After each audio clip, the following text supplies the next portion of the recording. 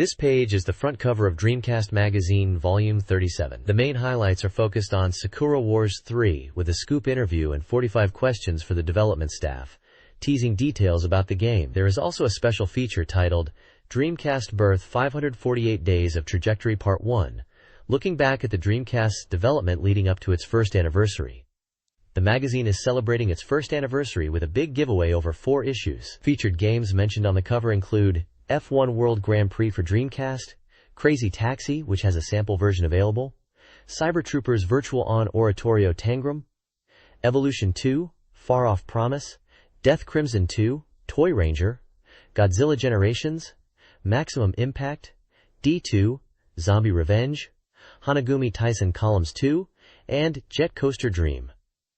The bottom section mentions strategy guides for games like J-League Pro Soccer Club Create, Langrisser Millennium, Choo Choo Rocket, Derby Owners Club, Outrigger, Sega Tetris, and Jumbo Safari. There is also a segment called AOMI Cram School and another about the latest Hello Kitty Dreamcast color variation. This page is a game preview for Make an X. The tagline at the top states, "All humans will become servants of that sword." The game features a brainjack system where the player can possess the bodies of enemies. It also boasts an auto-focus system for action, and the characters are designed by Kazuma Kaneko, rendered in full 3D. The preview emphasizes the immersive feeling created by 3D sound. Screenshots and character art are shown to highlight these features. This page is an advertisement for the Dreamcast adventure game Make an X, scheduled for release on November 25, 1999, at a standard price of 6,800 yen. The advertisement mentions a special original soundtrack included with the game. A pre-order campaign is also highlighted for those who order by December 23, 1999, with a pre-order price of 3,000 yen. The artwork features the main character prominently holding a large sword, with other characters from the game in the background against a cityscape scene. This page is the contents for Dreamcast Magazine issue. From December 3, 1999, it lists a special feature looking back at the first 548 days of the Dreamcast, with interviews from development staff. Sakura Wars 3, Is Paris Burning, is featured with a 45-question challenge. There's a first anniversary celebration for the magazine with a big present giveaway. A special report covers F1 World Grand Prix for Dreamcast, just before release. The Dorimaga Why? What? Exploration team investigates the Hello Kitty Dreamcast. Finally, a Dreamcast special report highlights anticipated games like Cyber Troopers Virtual On Oratorio Tangram, Crazy Taxi, Virtua Striker 2 Ver.2000.1, Hanagumi Tyson Columns 2, Toy Ranger, Godzilla Generations, D2, Make an X, Evolution 2, Far Off Promise, and Death Crimson 2. This page is a Dreamcast Magazine contents page. It lists several sections, including Dreamcast Hot Information, which previews upcoming games such as Kobe Gold, Golem's Lost Child, JoJo's Bizarre Adventure, Heritage for the Future, Bangai-O, Arrowwings 2, Theme Park World, Rainbow Cotton, Nepachi Ten Ren Chan de Las Vegas Ryoku, and Senkoku Turb FID. Another section is Dreamcast Soft Complete Guide featuring J-League Pro Soccer Club Build, Langrisser Millennium, and Choo Choo Rocket. The Pioneer, Naomi Cram School section highlights arcade titles like Sega Tetris, Derby Owners Club, Outrigger, and Jumbo Safari. The Game Index provides an alphabetized list of game articles within the magazine, featuring titles like Arrowwings 2, Crazy Taxi, Sakura Wars 3, Is Paris Burning, Space Channel 5, Zombie Revenge, D2, Virtual On, Oratorio Tangram, Bangai-O, Sword of the Berserk, Guts Rage, Langrisser Millennium, Rainbow Cotton, and Rent-A-Hero No. 1, alongside Japan-exclusive games like Golem's Lost Child, J-League Pro Soccer Club Build, Atsumare Guru Guru Hot Springs, Godzilla Generations, New Japan Pro Wrestling 2 Kon Retsuden 4, Death Crimson 2, Toy Ranger, Flower Troop Battle Columns 2, Dream Horse Ticket 99 Internet, Jumbo Safari, Sega Tetris, and Kobe Gold, a shogi game. Plus Maximum Pool, likely a billiards title. The index gives a good overview of the Dreamcast gaming landscape at the time, showcasing both international hits and Japanese releases across various genres. This page is celebrating Dreamcast Magazine's first anniversary with a Dream Big Present campaign, giving away special Dreamcast consoles each week. Prizes include Dreamcast consoles illustrated by artists like Uekusa Kumiko Sensei and Samsung Yoshimatsu Sensei, and even Dreamcast consoles signed by famous creators. This week's special is a Dreamcast illustrated in color by Takenomoto Sensei. Additionally, they are producing special Dreamcast telecards featuring monthly best covers, with prizes for the August cover potentially featuring Soul Calibur and the September cover featuring Shenmue, each with 15 winners. Dreamcast Magazine's first anniversary Dream Present campaign offers a variety of prizes. These include a Make an X poster, a Death Crimson 2 apron, a Derby Owners Club t-shirt, an Ambulance diorama and minicar set, a Nadesico the Mission fan, a Revive Rebirth telephone card, a Torneco yellow clear pencil case, a Mr. Driller sticker, and a Sentimental Graffiti 2 drama CD with a signed script. The prizes are sourced from various developers and publishers including Atlas, Ecol Software, Sega Soft 3, Sega Soft 1, Kadokawa Shoten, Data East, Chunsoft, Namco, and Movisc. The page also features congratulatory messages and signatures from industry figures like Okada Kouji, Kaneko Kazuma, Igarashi Makoto, Oguchi Koji, and Nakagawa Chikara.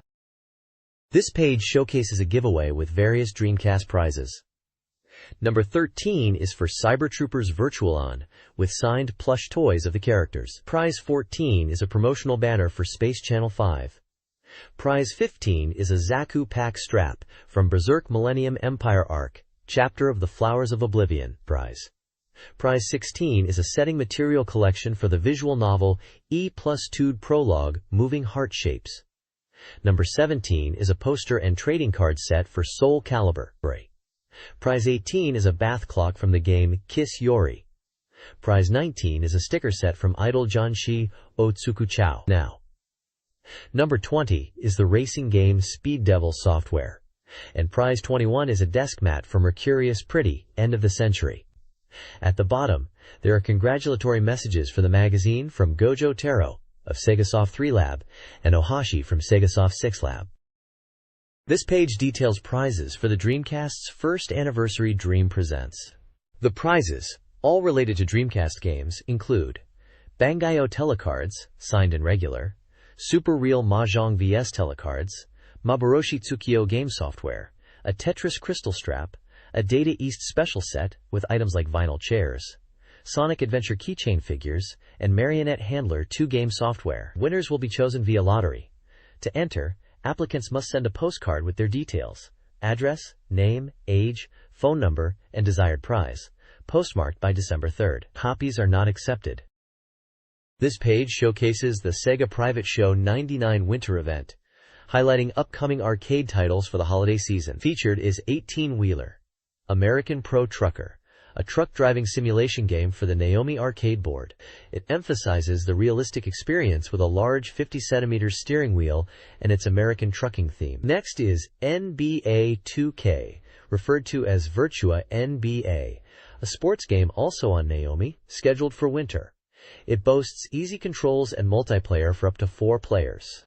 Virtua Tennis, under the name Power Smash, is also previewed as a Naomi-based sports game set for autumn. It's described as a new brand of Sega sports tennis game with realistic player movements. Mars Channel, MR's TV, is introduced as a variety game for Naomi, planned for a December release, with cartoonish graphics and unique 3-button gameplay. The page also briefly mentions Touch de Uno 2, a sequel now playable with 2 players, and Dancing Fever, a metal game favored by Dance Man. This is all part of the Dreamcast Magazine Weekly News, dated around November 19th to 25th, 1999.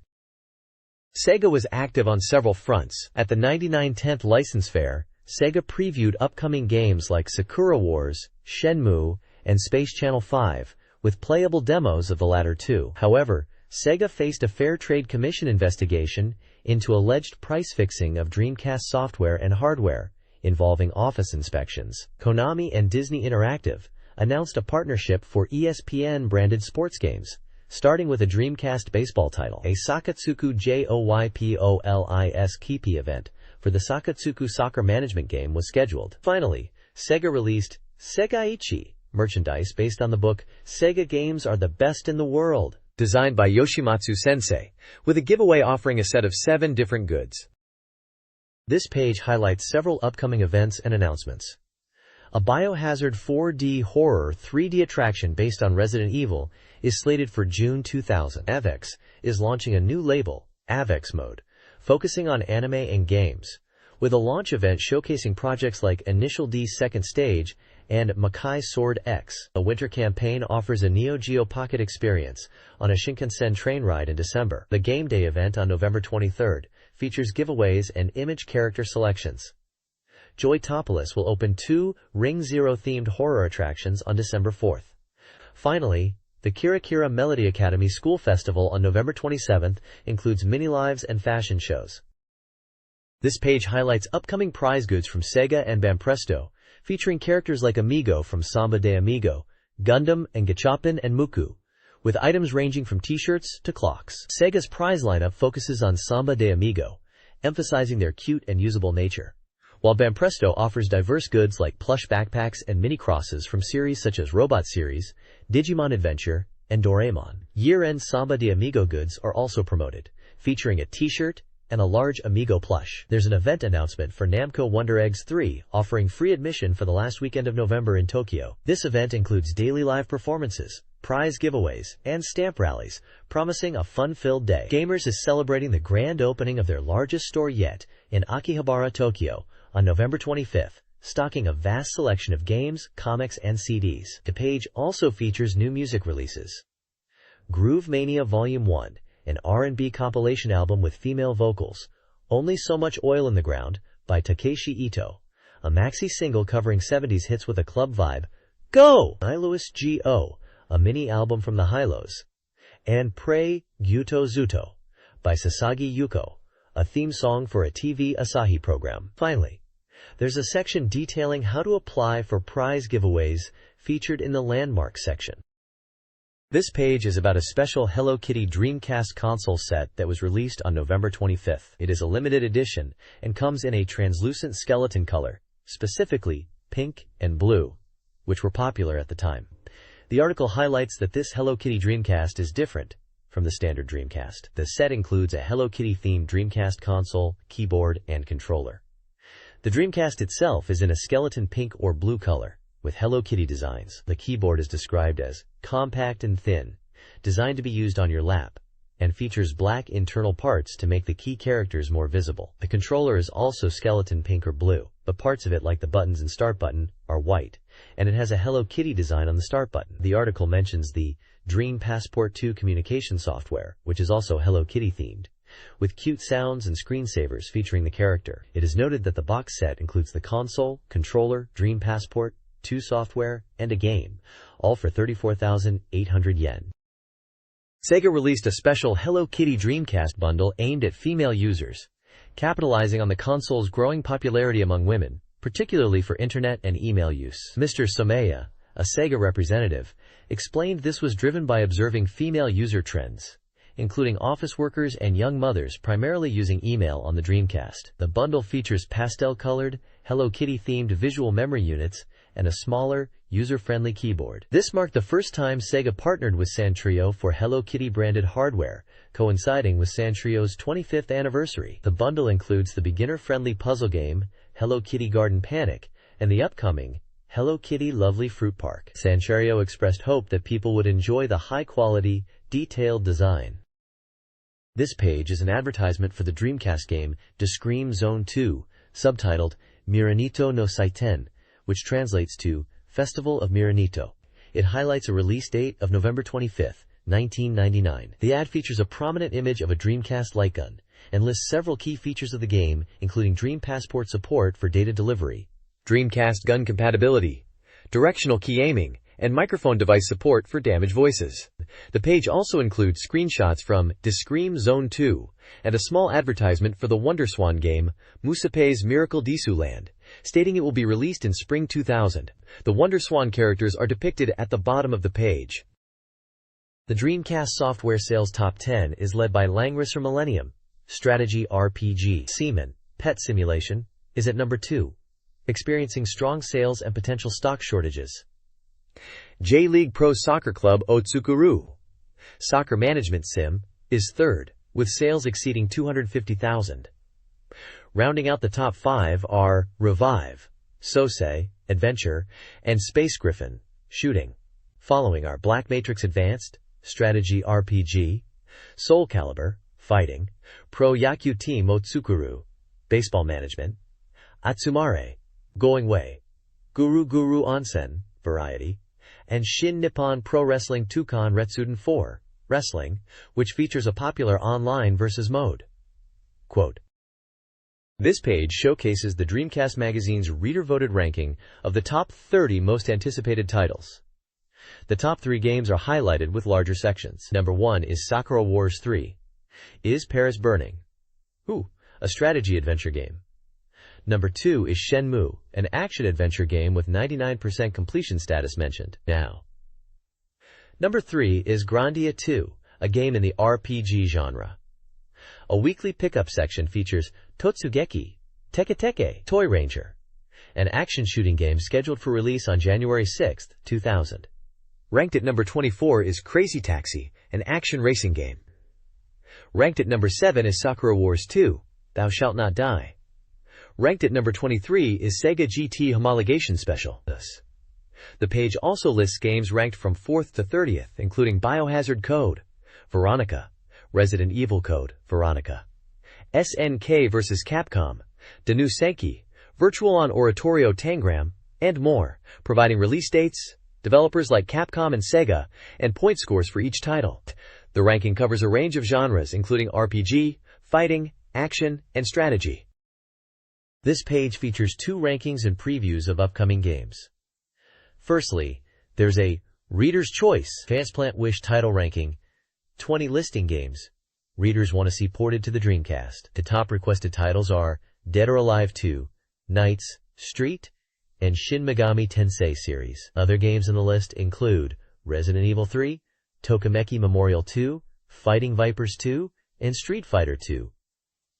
Third Strike, Metal Gear Solid, and Outrigger. Below that is the Video Game In-Cam Ranking Top 15, showcasing the top 15 arcade games. Leading the charts are Virtua Striker 2 Ver.2000 and Virtua Fighter 3 TB, followed by Tekken Tag Tournament, Cyber Troopers Virtual on Oratorio Tangram Ver.5.4, and The King of Fighters 99. JoJo's Bizarre Adventure, Heritage for the Future, Street Fighter 2 Third Strike, Dead or Alive 2, Emergency Call Ambulance, Street Fighter Alpha 3, Soul Calibur, Idol Janshi Tsuchipai 2i, Tyson Hot Gimmick 3, and F355 Challenge are also in the top rankings. Finally, there's a weekly pickup section spotlighting Power Smash, Virtua Tennis in the West, a tennis game emphasizing realistic visuals and accessible controls that capture professional player movements, and Mars TV, a party game for up to 3 players with 16 simple minigames designed for quick learning, reflex-based gameplay, and cooperative fun. This page is a release schedule for Dreamcast and Sega Saturn software and hardware. For Dreamcast software, it lists titles coming out from November 1999 through the year 2000. Notable games mentioned include Sonic Adventure, Zombie Revenge, F1 World Grand Prix for Dreamcast, Star Gladiator 2, Dreamflyer, and Biohazard Code. Veronica, Resident Evil Code, Veronica. There are also many games listed without firm release dates, categorized by month or season, spanning genres like RPG, action, adventure, simulation, and sports. Hardware releases for Dreamcast include accessories like the Twin Stick and communication cables. For Sega Saturn, there are only a few titles listed with release dates in 1999 and beyond, including Monster Maker and Waku Waku 7. The schedule also details prices, game genres, compatibility options like vibration support, keyboard compatibility, and VGA compatibility for Dreamcast games. This page showcases the Reader's Choice Dreamcast Ranking, a popularity contest based on reader votes, and a reader review section. The ranking table lists the top 40 Dreamcast titles at that time, with top spots occupied by games like Soul Calibur, J-League Pro Soccer Club Otsukuru, J-League Soccer Create Your Club, Galleon, Sonic Adventure, Revive, Sosei, Revive, Revival, Sonic Adventure International, and The House of the Dead 2. The table also contains genre and average score information for each game. The page also includes a highlighted new soft review section, focusing on Langrisser Millennium. The review provides an overview of the game, with reader opinions emphasizing the character design and 3D battle scenes as positives, but also pointing out some shortcomings in the game system and story. Some readers felt the game was too easy and lacked depth compared to previous Langrisser titles, while others enjoyed it for its simulation elements and shorter playtime, highlighting the character design by Mr. Urushihara as a key draw. The consensus seems to be that while Langrisser Millennium has its appealing aspects, especially visually, it may not fully capture the depth and complexity expected from a Langrisser game. This Dreamcast Magazine page presents game reviews and rankings. The Oz All Dreamcast Soft Bests ranks games from 41st to 80th based on reader votes. Space Griffin VFX is praised for its character designs, accessibility, and two-player mode, despite minor issues in the adventure sections. Revive, Sosei, a remake, features improved graphics and encourages replayability, but suffers from puzzle inconsistencies and disconnected character events. Atsumare, Guru Guru Onsen is a simple table game, enhanced by online play, with the reviewer enjoying the social aspect and long play times. The page also lists upcoming Dreamcast titles, including Hang the DJ, Choo Choo Rocket, and Gigawing. This page provides a glimpse into upcoming Dreamcast games and related content. Choo Choo Rocket, a puzzle game praised for its addictive gameplay and network battles, tops the new software flash report. Gigawing, a vertical shooter, is highlighted for its intense action and rewarding scoring system. Aiming for the Showbiz World 1i, a simulation game, offers music creation features despite interface issues. The page also ranks Dreamcast peripherals, with Furu Furu Paku leading the list. Reader comments on various games are featured in Voice of the Dream Owner. Finally, a reader survey competition encourages participation through game predictions and reviews, with prizes including Dreamcast accessories. This page is a Dreamcast soft review section, offering opinions on upcoming games. The reviews are scored out of 10, with scores ranging from 12 indicating a product below standard, up to 910 for must-buy titles. 2 games are featured in this review section. First is Hyankyo Alien Gold, a puzzle game with a score of 6.0 out of 10. The review highlights its online play capabilities, allowing matches between Dreamcast and PC users. It is praised for its simple rules yet deep gameplay, and its cost-effectiveness as an educational tool. Reviewers mention its accessibility for beginners, but note the CPU thinking time can be long, and the BGM might induce sleep. Second is Maken X, an action-adventure game with a higher score of 8.33 out of 10. Published by Atlas, it's described as having a unique sword action and an immersive story. The review praises the smooth camera and replayability, emphasizing the enjoyment of the world setting and story.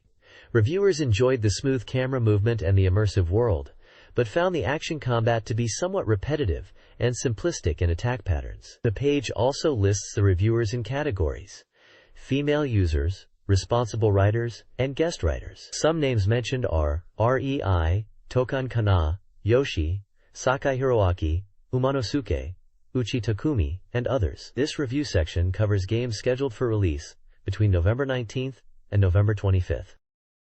This page reviews 3 games releasing on November 25th.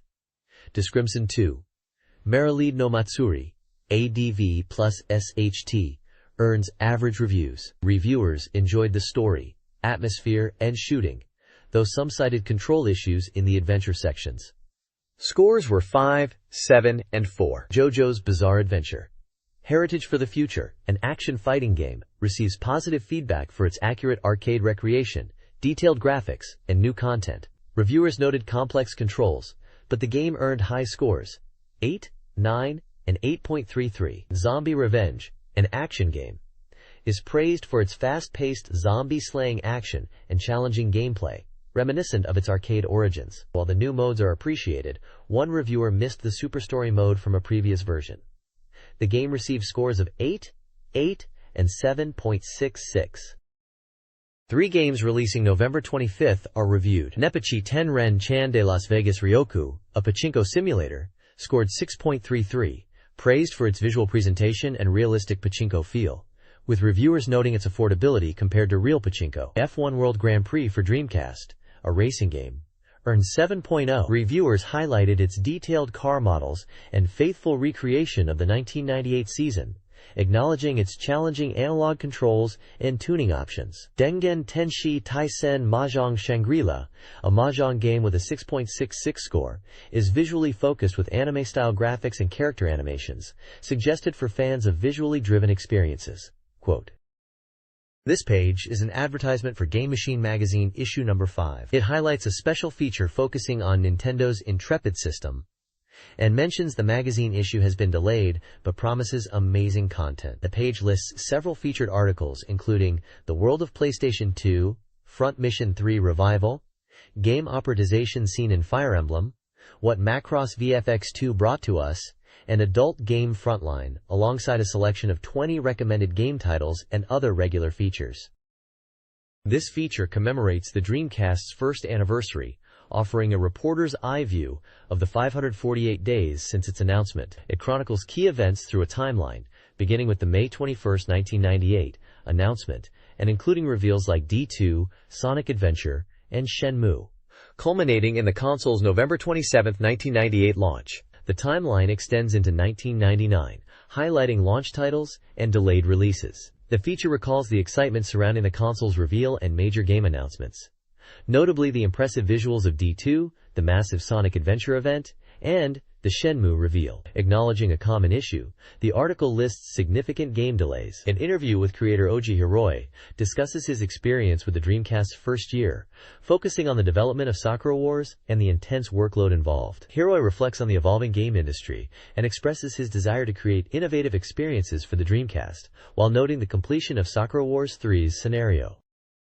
This retrospective examines the Dreamcast's debut year, 1998-1999, focusing on Sega's marketing and business strategies. It highlights key events, including the Shenmue announcement, the AOU show reveals, and the Dreamcast's strong presence at E3. The console's synergy with the NAOMI arcade board is noted, along with the announcements of major launch titles like Soul Calibur. The Dreamcast commercials aimed for a broader audience, and the visual memory unit and Pocket Station's potential were discussed. An interview with developers Okada Kuji and Kaneko sheds light on game development, with a focus on enjoyable gameplay experiences. They emphasize the importance of software and the unique capabilities of the Dreamcast hardware, citing their title, Make an X, as an example of a game specifically designed for the console.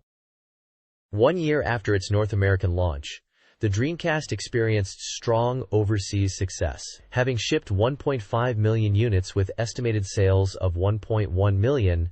The console's initial performance was highlighted by strong early sales, with 500,000 units sold in its first 2 weeks. Games like Ready 2 Rumble Boxing, NBA 2K, and Samba de Amigo fueled its popularity. While initial software offerings were limited, titles like Sonic Adventure and Sega 2 helped increase game sales. An interview with Christophe Pillet, a journalist, revealed a positive reception in Europe, with high sales of Sonic Adventure and Sega 2. Pillet noted the dominance of Sega and Nintendo in the US market, and an enthusiastic reception in Europe. This page is celebrating the first anniversary of the Dreamcast, reflecting on its 548 days of miracles since launch. It highlights how the Dreamcast defied initial negative media perception and showcased its vitality at the Tokyo Game Show with a strong game lineup. The article emphasizes the Dreamcast's network capabilities as a key feature for the future, suggesting it will revolutionize gaming. Looking ahead to the year-end, the article previews a robust lineup of games. Virtua Striker 2 2000.1 is showcased with a screenshot, described as the complete version for home consoles. Space Channel 5 is also mentioned, alongside Dino Shokutaku 2, D's Diner 2, with a screenshot from the game. The article mentions the highly anticipated Shenmue, with its release date approaching. Games like Dynamite Deca 2, Die Hard Arcade 2, Fighting Vipers 2, Soul Calibur, Sonic Adventure 2, and Touken Retsuden are listed as popular titles. There is also a mention of Grandia 2, suggesting a strong RPG lineup. There is an interview section discussing European reception to the Dreamcast, noting its strong sales and the high demand exceeding supply in Europe. The article also touches upon the Dreamcast's online capabilities and the potential for network games. The overall tone is very positive and enthusiastic about the Dreamcast's future. This page is a Sakura Wars 3, Is Paris Burning? Preview an interview with Hiroi Oji and Ohoba Keiichi, key development staff members. It highlights the game's development and what to expect. The interview is structured in a question-and-answer format, covering topics like the staff's personal thoughts on Sakura Wars 3, their preferred playstyle, and favorite characters. Hiroi Oji, the general producer and known as the Red Company representative, mentions the game's concept and his personal feelings. Ohoba Keiichi, the game producer and software research department general manager, discusses his role in overseeing development. The interview questions include: what are your personal thoughts on Sakura Wars 3? What is your recommended playstyle? Oba prefers a straightforward approach. Who are your favorite characters? Pre-Orochi. Hiroi likes all characters. Oba prefers Hanabi, and others of that type. The game data section confirms Sakura Wars 3 is an adventure game, scheduled for release in autumn 2000 by Sega, priced as TBD, and will be on 3 discs. It is designed for one player and uses VM blocks, number undetermined. The game's official website is also listed. The text emphasizes that the game is still in development, and player feedback will be crucial in shaping the final product. This page is an interview regarding the development of Sakura Wars 3. Is Paris burning? Koji Hiroi, the producer, answers various questions about the game's progress. He states the scenario is 100% complete, and they are focused on refining gameplay elements like graphics and character systems for this first Dreamcast installment. The music composition by Tanaka Kuhei is progressing smoothly, aiming for a European-influenced Sakura Wars sound. The mecha designs have been changed from previous installments, with a new designer taking over, though their name is not yet revealed. Voice actor casting is nearly finalized, promising an interesting mix of new characters and voice talent. Hiroi expresses excitement about the Dreamcast's capabilities and how they are pushing the hardware to its limits to enhance the game. The wings in the Sakura Wars 3 logo symbolize Europe, reflecting the game's Parisian setting and a shift in design. The theme of ballerina is central to the game, linked to the spirit of the French Revolution and citizen empowerment. Finally, the release is planned for spring, following the series tradition of spring releases, with the story beginning in spring as well, similar to the previous Sakura Wars and Sakura Wars 2 games. Erica Fontaine is featured as a character on the page. This page is a feature on Sakura Wars 3, with an interview with the development staff, likely Hiroi Oji.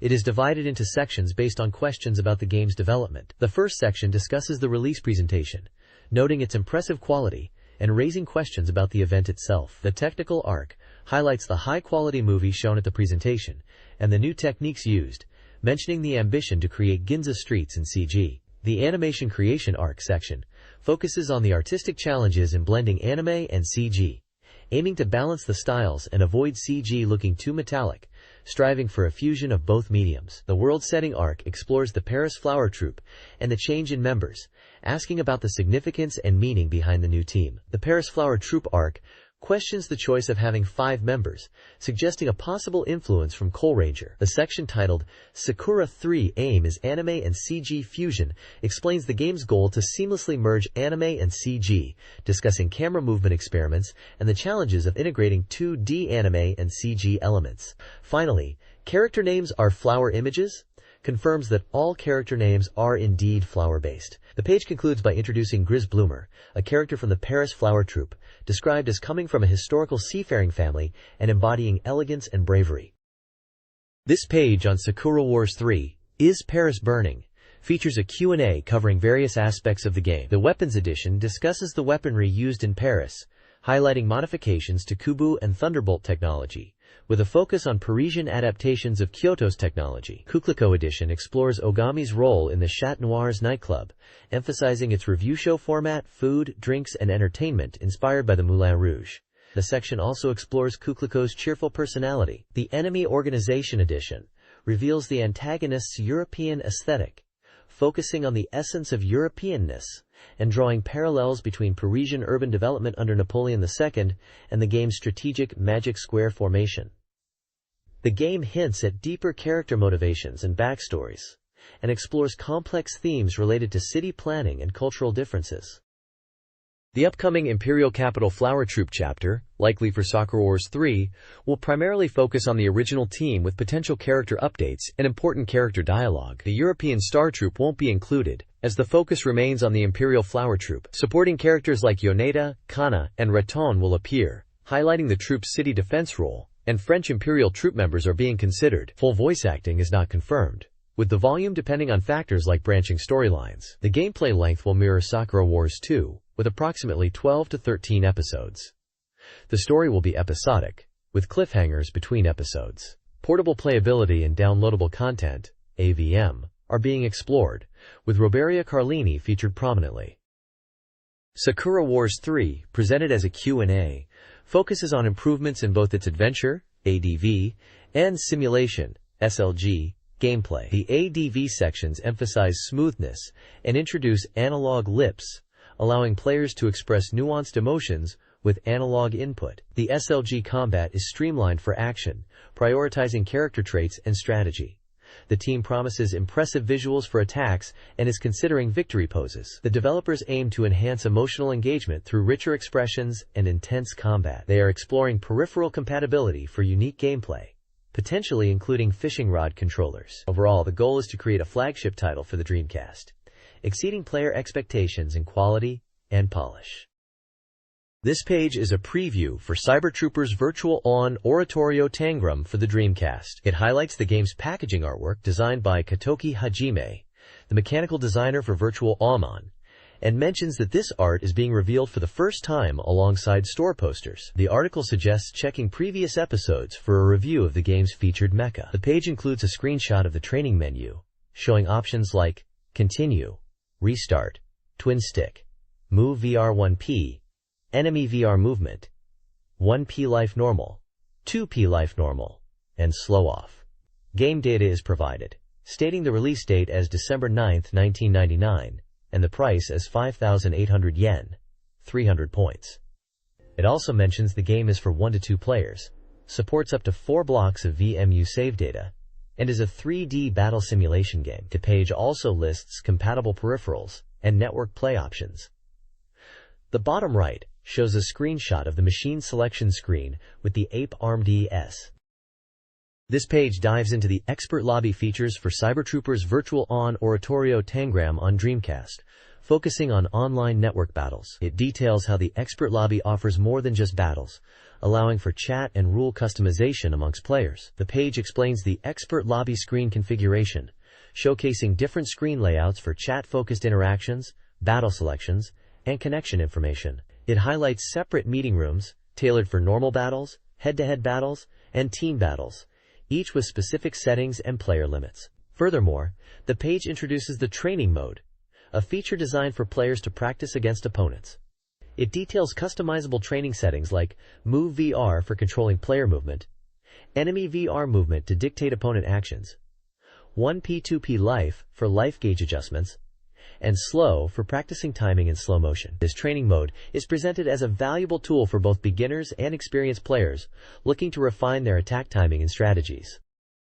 This page is focused on Virtual On Oratorio Tangram on Dreamcast, showcasing the Temjin mecha as a standard, easy-to-use unit. The page highlights 3 key aspects of Temjin: its user-friendliness as a standard unit, the long reach of its beam sword, and its special moves. It explains that Temjin is designed to be easy to handle, especially for beginners, with balanced performance and readily available weapons like beam rifles, bombs, and beam swords. The beam sword is noted for its exceptional reach, the longest among all mecha, making close combat very effective. The special attacks for Temjin Oratorio Tangram moves are also detailed, including a rotating charge attack and a surfing-like attack on a transformed state. It emphasizes that these special attacks are powerful, but require a full weapon gauge and mid-air dash. There's also a Check It box, comparing this new Virtual On mecha to the original Virtuoid from the first game. It states that while the polygon count has increased, the overall feel is more refined and enhanced, and the special attacks are more impactful and easier to use,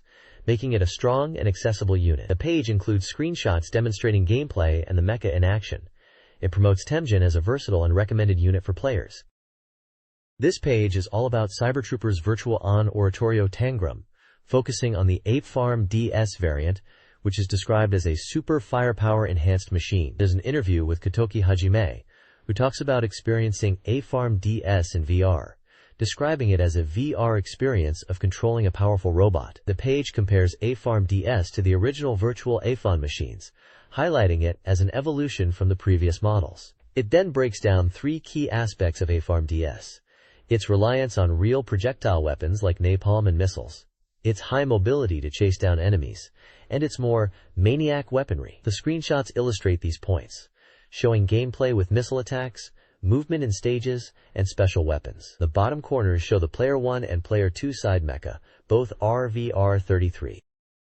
This page previews the Dreamcast game Virtual-On Oratorio Tangram, showcasing the new playable Virtualroids, CYPHER and Raha. The page highlights CYPHER's exceptional aerial mobility, emphasizing its jump and air dash capabilities, which allow for impressive evasion and two-stage aerial attacks. It details CYPHER's smooth attack combos that link aerial and ground attacks, and its surprisingly powerful turbo shot, including laser-type attacks with the right trigger, wide-range attacks with both triggers, and 7-way daggers with the left trigger.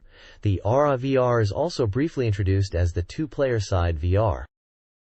This page is focused on the Dreamcast game Cybertroopers Virtual-On Oratorio Tangram, highlighting a particular VR unit called GRYSVOK. The page describes the GRYSVOK as a heavily armed, missile-focused unit, referred to as a walking armory. The text emphasizes the unit's overwhelming firepower and missile capabilities, stating it can fire a variety of missiles, even ICBMs, depending on the attack. It also details how the GRYSVOK can launch attacks from behind cover and use napalm bombs, and boasts a wide range of explosions. The right trigger input allows for diverse attacks, including grenade launchers, leader-guided missiles, medium missiles, cluster missiles, and beam Vulcan cannons, making it versatile in combat, especially when using slide shooting or air dashing. The screenshots show in-game action, with explosions and gameplay scenarios, showcasing the GRYSVOK in action. This page introduces Cybertroopers Virtual-On Oratorio Tangram MSBS Ver.5.45 for the Dreamcast, showcasing a brand new VR unit called Angelan. This unit is a departure from previous Virtual-On designs, being the first female-type VR, distinguished by its magic wand and ponytail. Kotoki Hajime gives his initial impressions, highlighting Angelan as a unique VR experience. The page details three key features of Angelan. Firstly, its attacks are designed to sweep across the entire battlefield, especially effective when the enemy is locked on, making it difficult to evade. Secondly, Angelan has defensive attack techniques, capable of negating enemy attacks. Its trigger attack, the Ice Bullet, is particularly powerful, and can be used while moving or dashing, creating ice pillars for defense. Finally, Angelan can deploy wings in a special Ecroligion mode, greatly enhancing mobility, allowing it to traverse the stage in a single dash. While attack forms remain unchanged, close-range turbo attacks in this mode can absorb enemy life energy, although activating this mode costs half of Angelan's own life gauge and can only be sustained for a limited time. It's presented as a risky but potentially rewarding ability. The page concludes by teasing more information in the next issue, including an interview with Kotoki Hajime. The next page is about Crazy Taxi and delves into the Crazy Taxi world. It seems to be an interview or discussion between characters Axel and Joe about the game. They discuss how some people might still think it's just a racing game, but for them, it's about speedily getting customers to their destinations in a cool way. They mention that customers enjoy thrilling rides and give bigger tips when you drive crazily. They talk about performing jumps, driving close to other cars, and drifting. They also touch upon other characters in the Crazy Taxi universe, like Buzz, a punk who loves the band The Offspring and is known around town. They also mention Dominic from OSMOUSH Hotel, Susan who works at PhiLA, and Vega, implying these are some of the colorful characters players will encounter in the game. Overall, it highlights the fun and over-the-top driving experience of Crazy Taxi and the quirky world it inhabits. This page is a character file for Axel from Crazy Taxi. It introduces Axel as the first in a series of character profiles. Axel is 21 years old, male, 183 centimeters tall, 72 kilograms, blood type B, and his number plate is 1NOM155. His catchphrase is, "I'm no miss," meaning, I never fail. The page describes Axel as a free-spirited and competitive taxi driver who loves his 60s car, If Kills. He enjoys entertaining customers with his driving skills and earning money. He is popular with friends and known for his bright personality and loyalty. His hobbies include surfing and snowboarding, and he is either playing in a band as a bassist and vocalist or picking up girls. He is also good at mediating disputes. The Making of Axel section explains that the character was created around the keyword punk. The designers aimed for a bright and cheerful, slightly goofy character, not a hardcore punk. The goofy elements were incorporated into his clothing and design. The initial design was lacking impact, but the character designer suggested Axel with green hair, which was immediately approved. The model for Axel's look was Dexter Holland, the vocalist of The Offspring. B.D. Joe from Crazy Taxi, a 25-year-old taxi driver, embodies a hip-hop and lowrider aesthetic. Initially conceived as a gangster-style character, he evolved into a more positive, foolish persona. His name, short for Bobby Dazzler, reflects his belief in being a wonderful person. He views taxi driving as performance art, entertaining customers with his driving and charisma. B.D. Joe is a natural performer outside of work, creating rhythms with everyday objects, likened to a professional musician. He's content making people smile, prioritizing enjoyment over a professional music career. He's currently obsessed with card tricks, allowing for impromptu entertainment. The game showcases his driving style, with screenshots of his taxi gameplay, which is a key feature of the character. This page showcases Virtua Striker 2 Ver 2000.1, highlighting the excitement of the new stadium. Game data reveals a release date of December 2nd, a price of 5,800 yen, and support for 12 players. The game is compatible with VGA, virtual memory, and arcade sticks. The text indicates that with the release approaching in 2 weeks, details are emerging for Virtua Striker 2 Ver 2000.1, introducing 5 selectable stadiums, including 2 brand new ones, and promises further details on game modes. The featured stadium is Harvest Stadium, designed by A.D. Dubard and established in 1972, with a capacity of 30,000. Screenshots display gameplay action, replay functionality, sound configuration options, and a ranking screen. The page emphasizes the stadium as being surrounded by greenery. This page introduces the new Crystal Ball Stadium for Virtua Striker 2 Ver 2000.1 on Dreamcast. It highlights that this stadium is a Dreamcast original and one of 4 new stadiums added to the game. The Crystal Ball Stadium's design is credited to D. Mucher, established in 1976, with a capacity of 60,000 people, covering an area of 40,020 square meters, and reaching a height of 77.7 meters. Besides Crystal Ball Stadium, the page also shows Diva Geo Stadium, Central Square Garden, and Triumph Stadium as examples of stadiums in the game.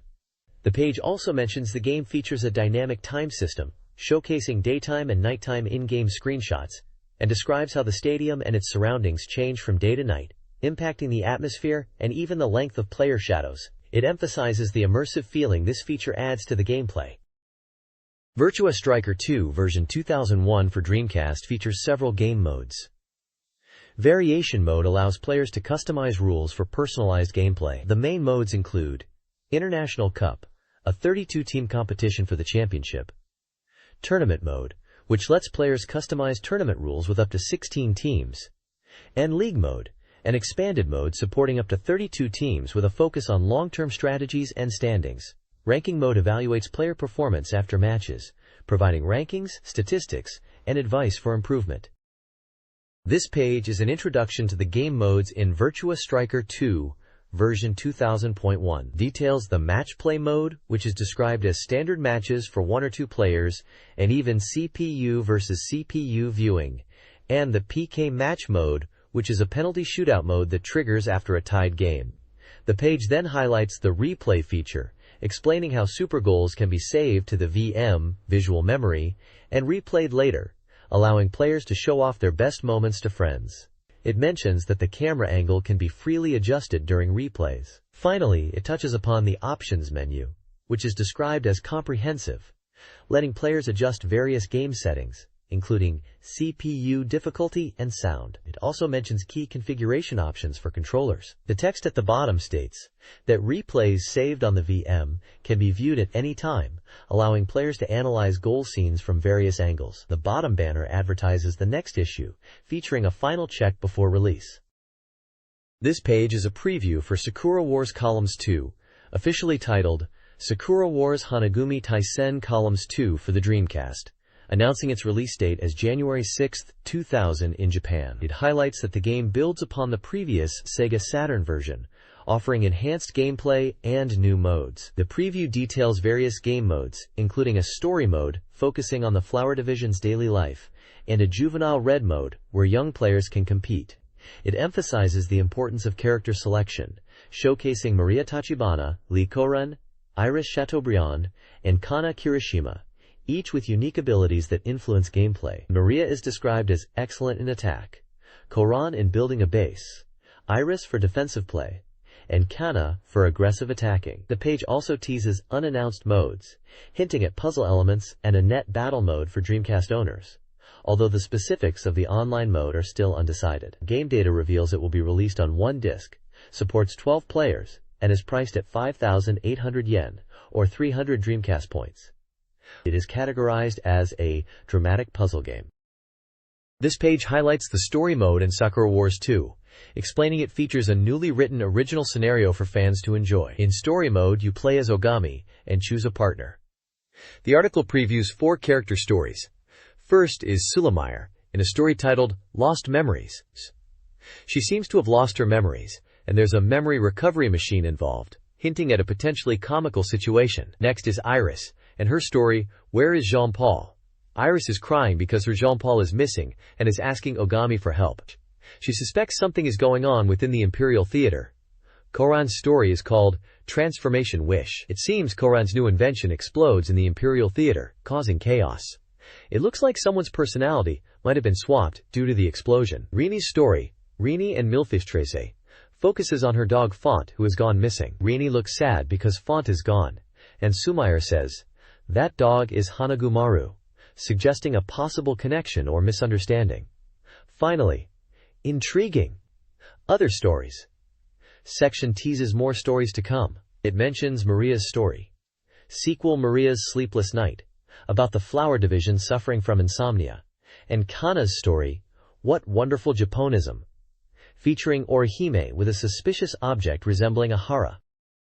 This page features a preview for the Dreamcast game, Toy Commander. It's described as a unique European-born action game where players control various toys in a 3D polygon world, battling across a large house. The game stages are set in different rooms of the protagonist Gathi's house, like the kitchen, children's room, bedroom, and bathroom. Players can control 32 types of toys, including jeeps, trucks, propeller planes, and helicopters to fight. The story revolves around Gathi's toys suddenly rebelling due to his rough handling of them, and the player must fight against these rogue toys. The screenshots show in-game action, including a kitchen scene and a room with a cat, highlighting the miniature scale of the toy battles within the household environments. The page introduces Gathi as the main character and describes the game as an action title, where players are asked to help him deal with the toy rebellion. This page is a preview for the Dreamcast game, Toy Commander, known in Japan as quote. It's an action shooting game where you control toy vehicles fighting against rebel toys in household environments. The preview emphasizes the variety of approachable missions, with 49 missions across 7 stages, each room acting as a stage with its own boss. The game features detailed analog stick controls for precise movement and viewpoint changes, and offers various multiplayer modes for up to 4 players, including 1 vs 1, 2 vs 2, and a ghost tag mode. Screenshots show gameplay in familiar rooms like kitchens and bathrooms, highlighting the toy-sized perspective. The game is set for release in Japan on January 6, 2000. This page is a Dreamcast special report focusing on the game Godzilla Generations, Maximum Impact. It highlights that 1 year after the initial impact of the Dreamcast release, the King of Monsters, Godzilla, is returning to the Dreamcast. The game is an action title scheduled for release on December 23rd, priced at 5,800 yen. The page uses bold imagery of Godzilla, and the text emphasizes the destructive nature of the character, using phrases like God of Destruction, Re-landing. It appears to be promoting the game's impactful gameplay. The page also includes some Japanese text near parts of Godzilla's body, possibly indicating in-game locations or character names related to Godzilla. This page is heavily focused on the upcoming Dreamcast game, Godzilla Generations, Maximum Impact. The page highlights the enhanced realism of Godzilla in this new installment, emphasizing the realistic recreation of muscle movements. It poses questions about the game's stage settings and how they will relate to the Godzilla 2000 Millennium movie being released soon. The game seems to be focusing on battles against enemies who threaten Earth, under the banner of King of Monsters. The developers are interviewed in a maximum questions section, where they discuss improvements to the battle system compared to previous titles. They confirm that the Godzilla 3D model is based on the Heisei series Godzilla, and that the radiation breath seen in the Tokyo Game Show video will be featured in the game. The developers also mention that the game is completely renewed from the previous title, taking advantage of technological advancements since the first game's release a year prior, and it will be almost like a completely new game. They also hint at new control methods and a new system being built from the ground up, with a focus on battle elements, and that major city landmarks will be destructible. This page is a DreamGun special report previewing the upcoming Dreamcast game D2, a month ahead of its release. The page features a special interview titled Beauty and the Beast Dialogue between game creator Kenji Ino and actress Yuka Itaya. Game data details reveal D2 to be an action RPG from WARP, scheduled for release on December 23rd for 6,800 yen. It is on 4 discs, requires 9 memory blocks, and is for a single player. The report states the game is 90% complete. The article mentions the interviewee's history working together on the radio program Nightwave Ino at Home for nearly 2 years, and delves into Ino's state of mind during D2's development, hinting at his inner thoughts as the master version nears completion. It also mentions Yuka Itaya's recent role in the drama Perfect Love, and her position as Ino's radio show assistant since April of last year. This page features an interview titled D2 Production, looking back on these 2 years, focusing on the relationship between collaborators involved in the Dreamcast game D2 and the Tokyo FM radio show Night Warp Ino at Home. The interviewees, Itagaya and Ituno, discuss their initial impressions of each other and how their partnership developed, from the radio show to the D2 project. They reminisce about their first meeting, describing Ikano as a powerful person, and highlighting the instant connection they felt. They also touch upon the challenges faced during the 2-year development of D2, with Ino mentioning a particularly difficult summer. The interview suggests a strong bond and understanding between the two, despite some difficulties experienced during the intense production of D2, likened to a contract with the devil in terms of scenario creation. The article includes a picture of one of the interviewees next to the text describing the radio show. This page features an interview with Kenji Ino, discussing his game D2. The interview focuses on how D2 is a unique game in terms of its story and structure, and how it's being indirectly expressed in the game. Ino mentions that the initial story concept changed a lot, and he expresses concern about how players will receive the game, especially those new to gaming. He explains that the first 3 hours are designed to help newcomers get into the game. Ino also discusses the game's message and the process of creating it, emphasizing the importance of conveying feelings through gameplay rather than just dialogue, and mentions that the core of D2 is not heavily focused on the central plot but more on the surrounding episodes. Ino and the interviewer also talk about the depth of the story, and the interviewer suggests that Ino should direct movies, feeling his games have a cinematic quality. Ino jokingly agrees to direct movies, but only small ones. The interview concludes with Ino stating that D2's scripts are not suitable for text-based media and are designed for the game's unique presentation. Screenshots from D2 are visible on the page showing in-game scenes with characters and a deer. This page is an interview with actress Yuka Itaya, focused on the Dreamcast game D2. They discuss the D2 Party, an upcoming end-of-year event where people can experience the game's sound system. Itaya shares her thoughts on D2 and the event. Her profile details her background as an actress and her interests like kendo and electone, also listing her radio show and acting roles. The interview explores the game's development and promotional event planning. The interviewer, Igano, stresses experiencing D2's sound firsthand to understand its impact, comparing it to riding a roller coaster versus just hearing about it. Itaya is enthusiastic about attending the D2 party to appreciate the sound, looking forward to both the game's release and the party itself. The conversation also covers the scale of organizing events and the unique experience D2 aims to provide. This page is focused on the game D2. It's titled D2 Me Too, and is the 5th part in a series within the magazine. The text describes D2 as an action RPG released on December 23rd, priced at 6,800 yen, 360 points, and is a GDROM game for 1 player. The page is laid out like a comic strip, showing scenes from the game. The text talks about the game's mysteries and how each answer leads to more questions, aiming to bring the world of D2 closer to the player. The comic strip depicts a scene with characters reacting to something off-screen, with sound effects like blam, thud, and shah. The final panels introduce a character named Parker Jackson, who seems to be asking if the other characters are survivors of an accident. He mentions he is not yet an enemy, and the text indicates, to be continued Act .3 inches. This page is a character file page focusing on the game D2. It features number 004, Janny Rains, an 8-year-old girl character from the game. The profile describes her background, mentioning a plane crash with Laura and subsequent rescue by Kimberly, and her journey to meet her grandfather. It highlights her important teddy bear, a gift from her grandfather, who later becomes monsterized and fights Laura. The page also includes a section titled, Jenny is Eno's conscience, suggesting that the character Jenny was not originally planned to be so prominent in the game. However, due to popularity after the opening movie, her role was expanded, and she was given more dialogue and character development. The lower part of the page introduces a Prophecy of Fate event, asking players to predict the fate of D2 characters, whether they will live with red blood, human, or die, or live as a monster, green blood, or die as a monster. The rules for participation are listed, requiring the use of the provided form, indicating the character's fate, and sending it by mail before the deadline of December 22nd. A prize is mentioned for those who correctly predict the fate of all 8 characters. The characters listed for prediction are Laura, Kimberly, Parker, Jenny, David, and 3 unknown characters represented by question marks, and then Larry and Cliff Andrews. This page is a preview for the upcoming Dreamcast game Make an X. It highlights a pre-release developer interview as the second in a series. The page features character artwork and the game logo prominently, with a question posed, for whom will you use that power? Game data shows the release date as November 25th, the price, and that it's a single-player adventure game.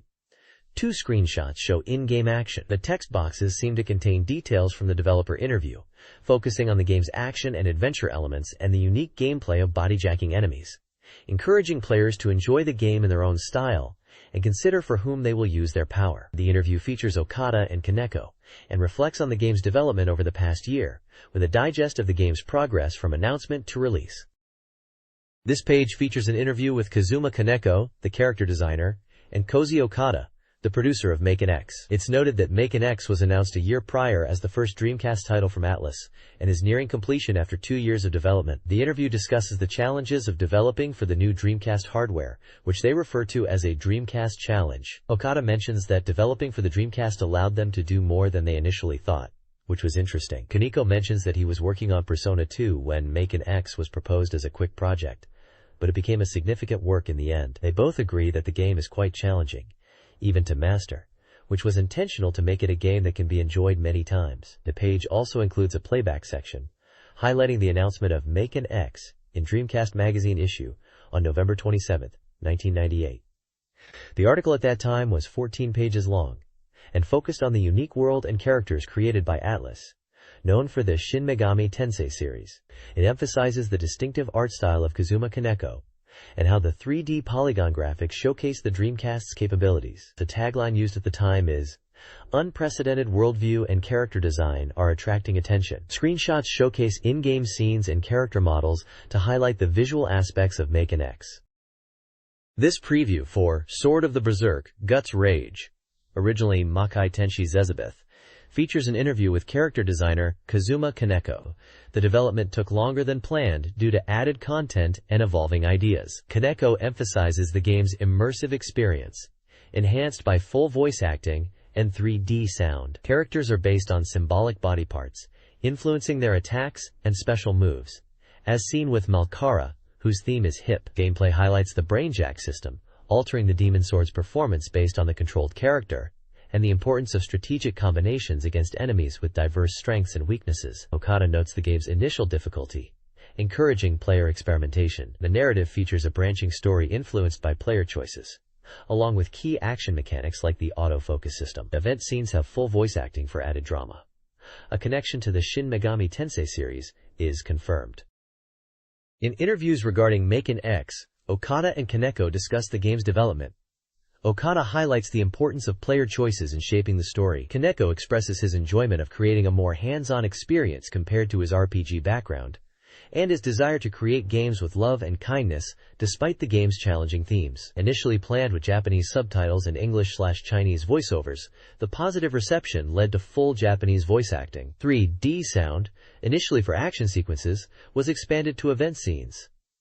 Both emphasize the replayability and depth of Maken X. They are considering a sequel based on player feedback. The promotional campaign includes game shows, club events, and preview CM videos in stores to highlight the 3D sound, with an event at Velfar Disco proving successful.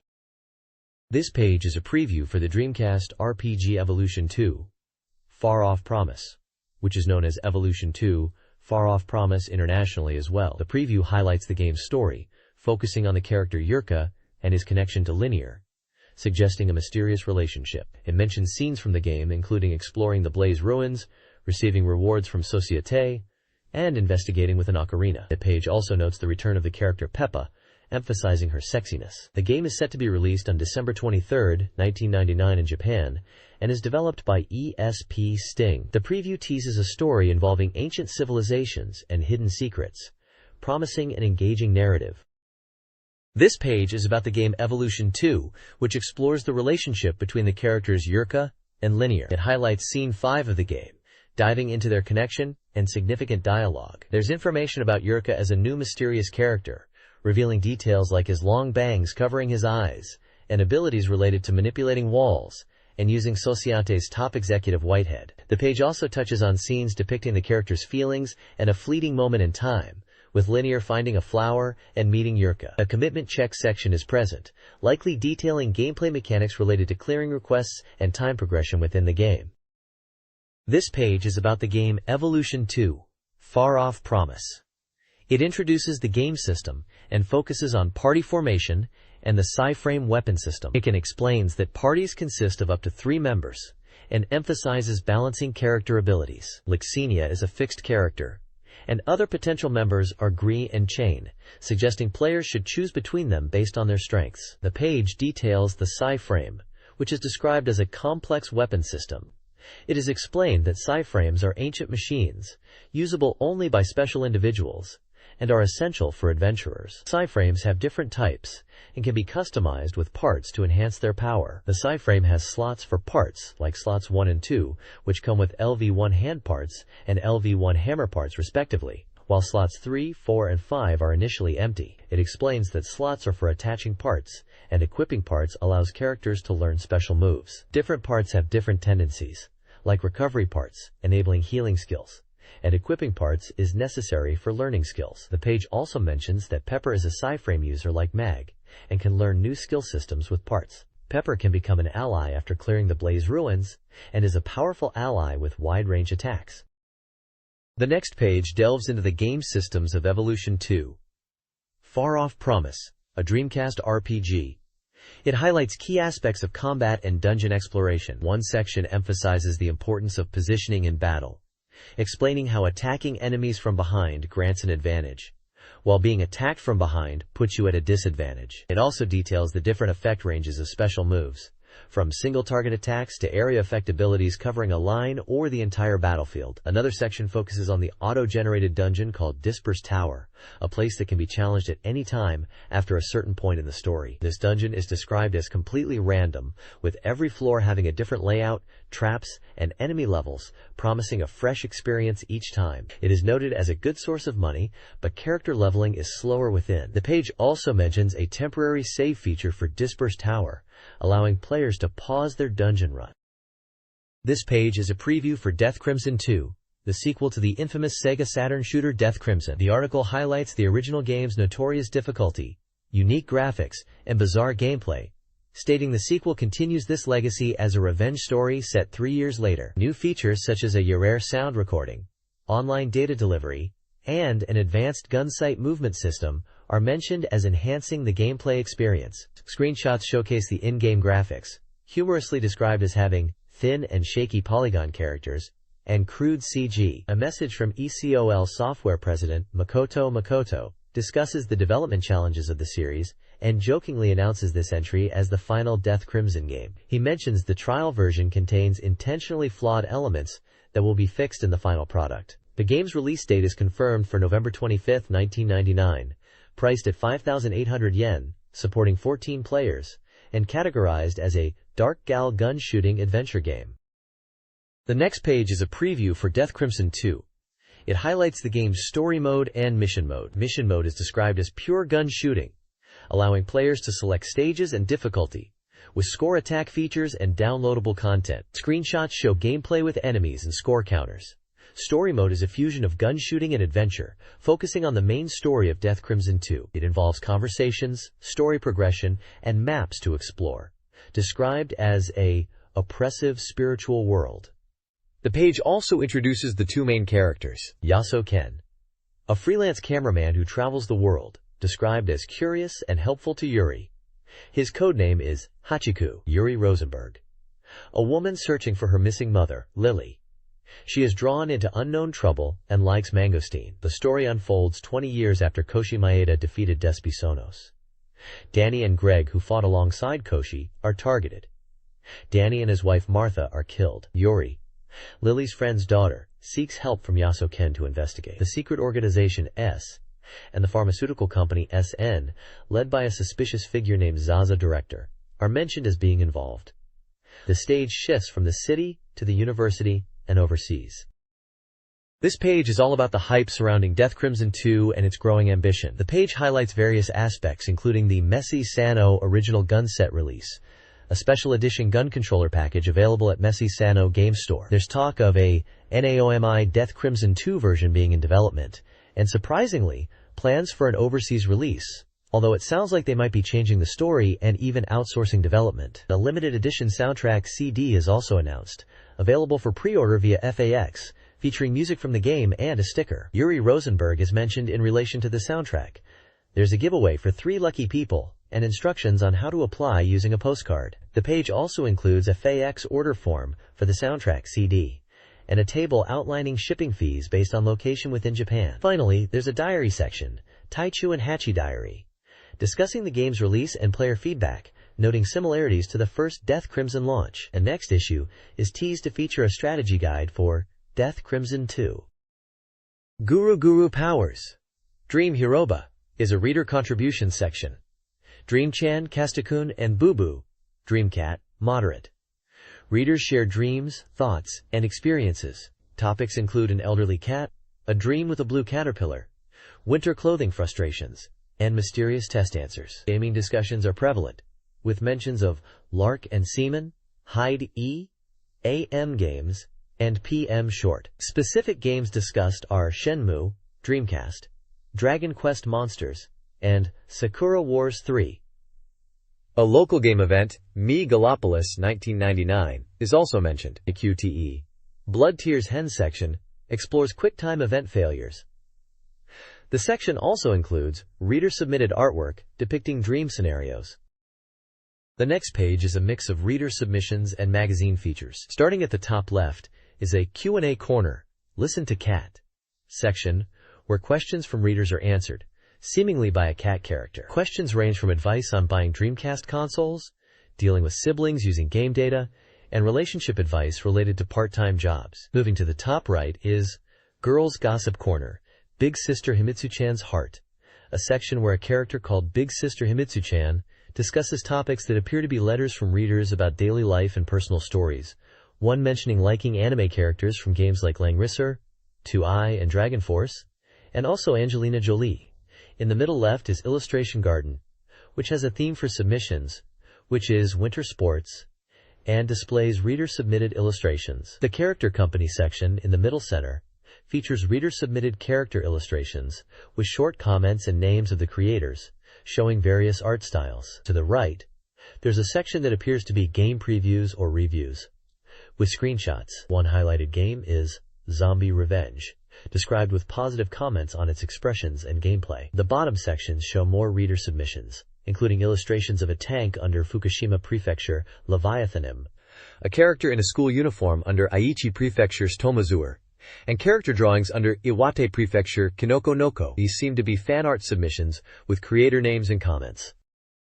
This page features reader submissions focusing on Shota Corner art and the game Soul Calibur. Shota Corner showcases drawings of young boys, with submissions from various prefectures like Kumamoto, Yamaguchi, and Chiba, sparking discussions about submissions and featuring readers' comments on the art. The Uzumaki section from Iwate Prefecture discusses Dreamcast console color variations, desiring more colors like orange and skeleton. The Link with Portable Games section from Kanagawa Prefecture asks about linking the Dreamcast with portable consoles, referencing the NAOMI board and VMU. Soul Calibur features reader art from Okinawa, Hiroshima, and Yamaguchi, highlighting characters like Taki. A Soul Calibur special feature from Tokyo introduces Taki, praising her animations and popularity, and expressing hope for a Dead or Alive 2 port.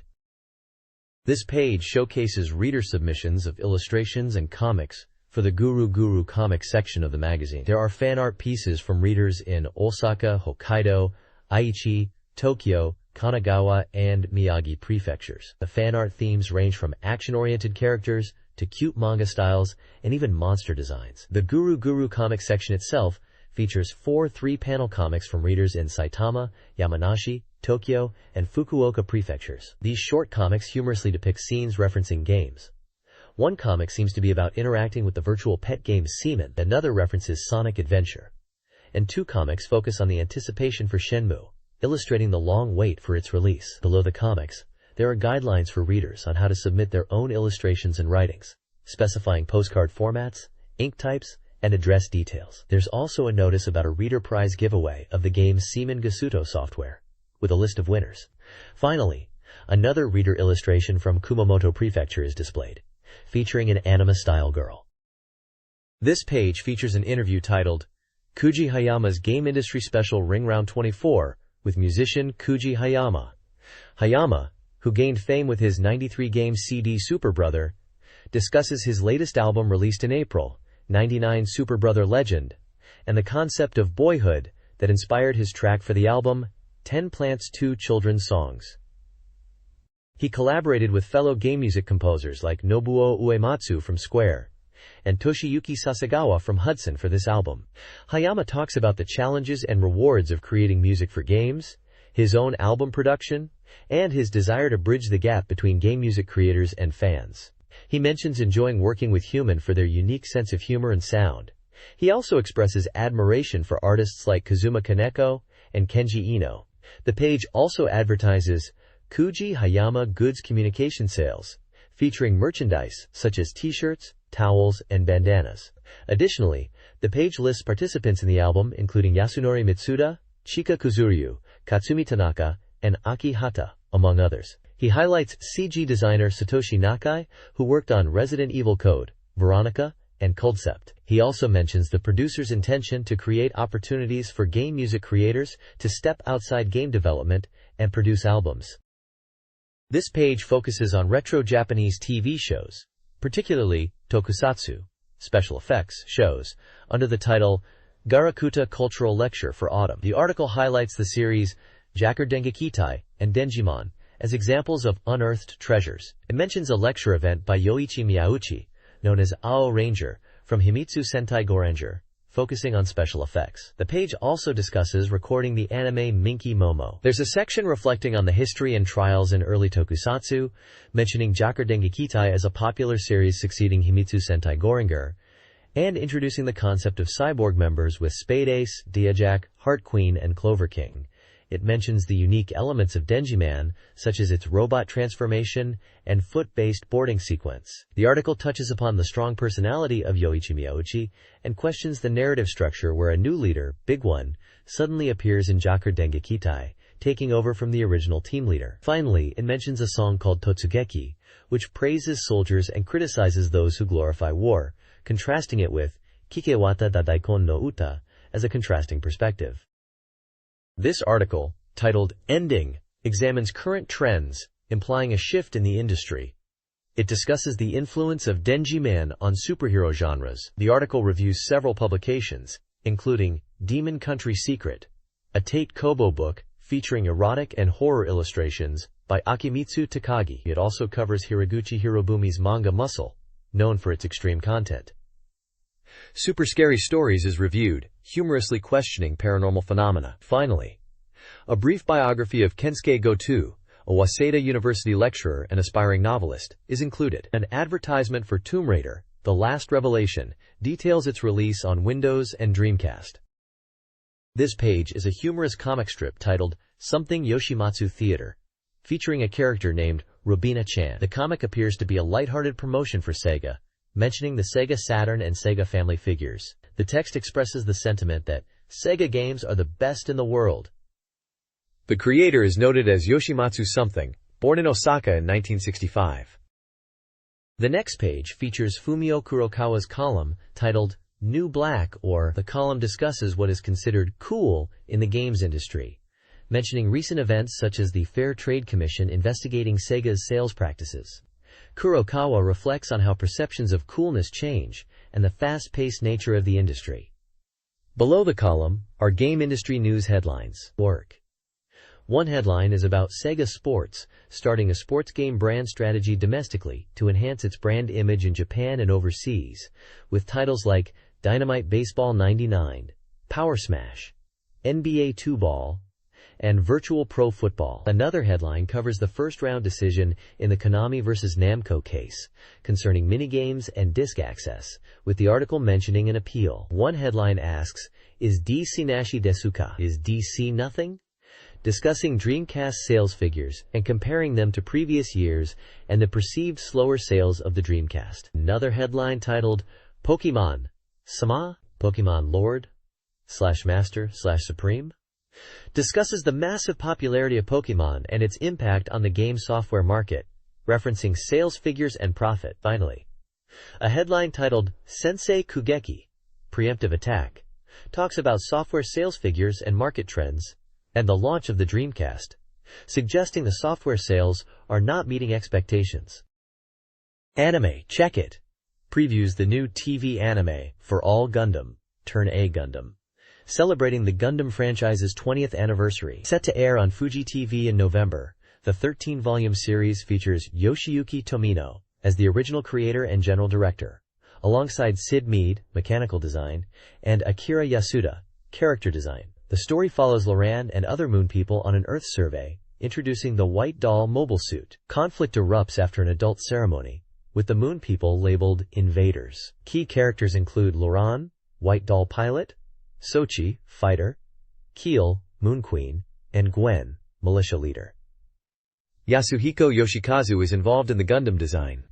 The video release is announced, expanding the For All world into comics and novels. Comic and novel adaptations, along with film comics, covering episodes 1 to 4 and 3, are also highlighted. This page showcases upcoming anime video releases scheduled for November 1999. Featured titles include The Prince of Darkness Code Point 3, Surfside High School 1, I Wanna Be an Angel, Volume 4, Bubblegum Crisis Tokyo 2040 ACTION 8, and Jubei-chan 2, The Counterattack of Siberia Yagyu, Volume 5, noted as the final volume. Also highlighted are Eden's Bowie Episode 4, Duel, Parallel Trouble Adventure Vision 006, AD Police Files Action 5, Guardian Angel Getten Volume 5, and the OVA Bastard, Dark God of Destruction. The page also details a satellite TV programming section called Satellite Channel Check, announcing the broadcast of Mobile Suit Gundam, the 08 THMS Team Miller's Report, on Animax on November 21st and 28th. Lastly, it promotes Godzilla the Series anime, stating its Japanese premiere on DirecTV Movie (PPV) from December 1st to February 29th. It mentions this US-produced anime is a sequel to the movie Godzilla, and features Godzilla as a defender of humanity against other monsters. This page is an advertisement for 2 guidebooks. The top part promotes the Winner's Bible for Let's Make a Pro Soccer Club, known internationally as Sega Worldwide Soccer Manager, or simply Saskatsuku in Japan. It highlights features like system explanations, scenario and management advice, J-League data, player suggestions, and scout data, claiming it's the ultimate strategy guide to create the strongest club. It mentions good reviews and that it is currently on sale. The bottom part advertises the Guru User's Essential Book, a guidebook for the Dreamcast online communication game, Guru Guru Onsen. It states it's for enjoying the networld gameplay, teaching players how to play, and suggesting it's a must-have item for users. It covers connection methods, chat tips, and is recommended as an introductory book to online gaming with Guru Guru Onsen. It's advertised as a 120% utilization manual and states it's scheduled for release in November. This page is a comic strip style column where the author, quote, discusses their experiences with writing afterwards for manga and even game manuals. They mention creating color afterward manga for the manual of the Windows version of Click No Hi, a game released by Tokuma Shoten Intermedia. The author humorously reflects on the use of handwritten text and considers if Sega should have released a VCR, drawing a parallel to Sega's past as being like Sony's beta format, while also noting Sony's surprise success in the gaming industry. There's a brief mention of Game Boy Wars 2 entering a new phase of development, although this game is not related to Dreamcast. The overall theme is about the author's thoughts on writing and the creative process, with a light-hearted touch.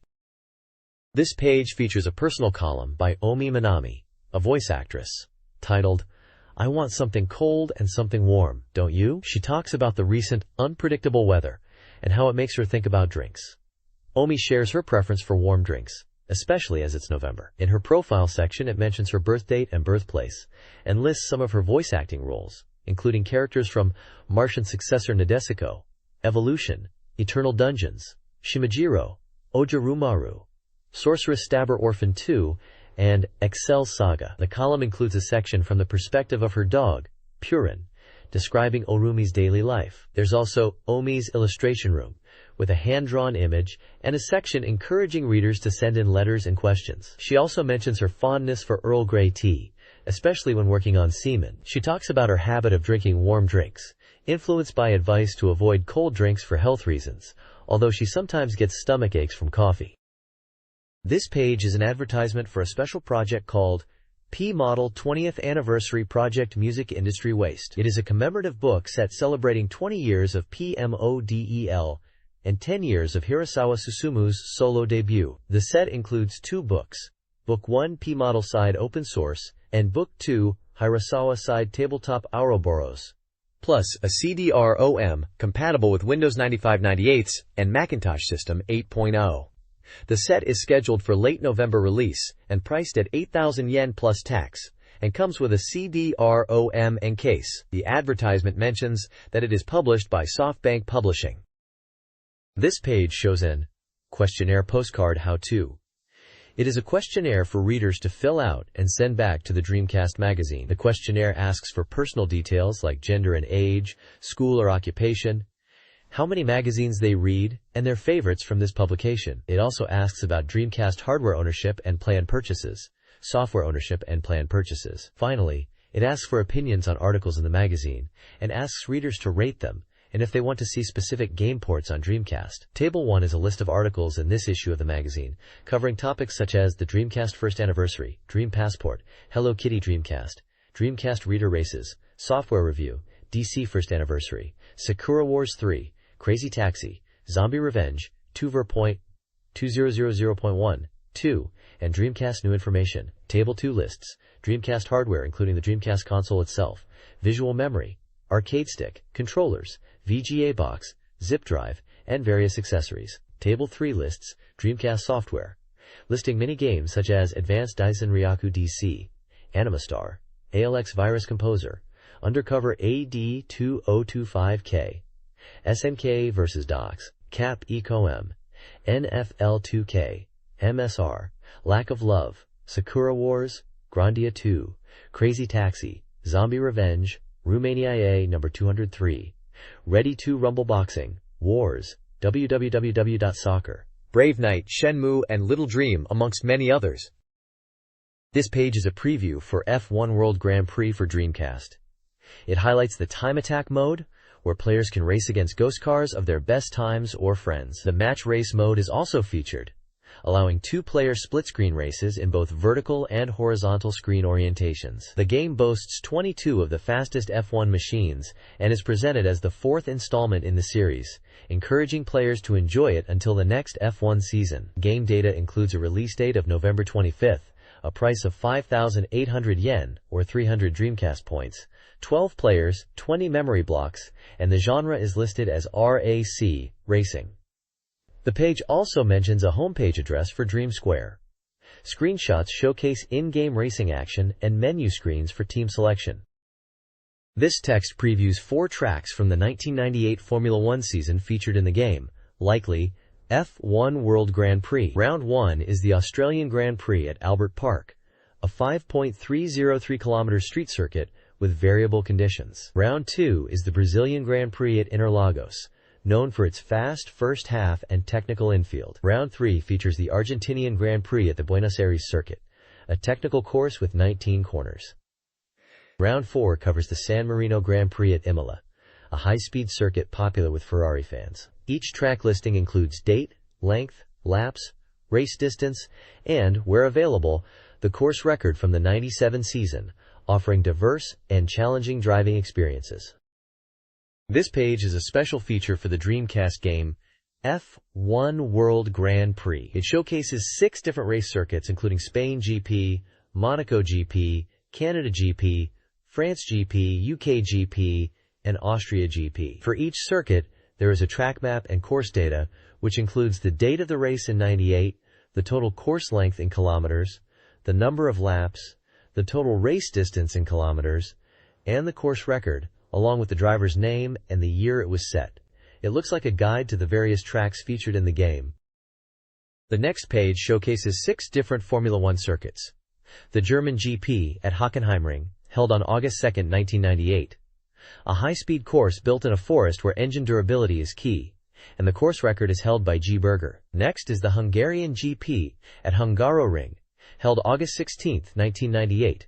A technical and challenging circuit with few overtaking opportunities, known for being slippery, with a course record by N. Mansell. The Belgian GP at Spa-Francorchamps, held August 30, 1998, is a high-speed course in the Ardennes Mountains, featuring the famous Eau Rouge corner and unpredictable weather, with A. Proust holding the record. The Italian GP at Monza, held September 13, 1998, a high-speed circuit in Monza Park near Milan and Ferrari's home race, emphasizes corner exit speeds and has a course record by M. Hakkinen. The Luxembourg GP at Nürburgring, held September 27, 1998, is a medium-speed technical circuit near Nürburg Castle with limited overtaking and a record by H. H. Frentzen. Finally, the Japanese GP at Suzuka, held November 1, 1998, is a figure-8 layout with elevation changes and technical sections, also with a course record by H. H. Frentzen. Each circuit section includes course data like the date held, total length, number of laps, race distance, and course record, along with a brief description highlighting track characteristics.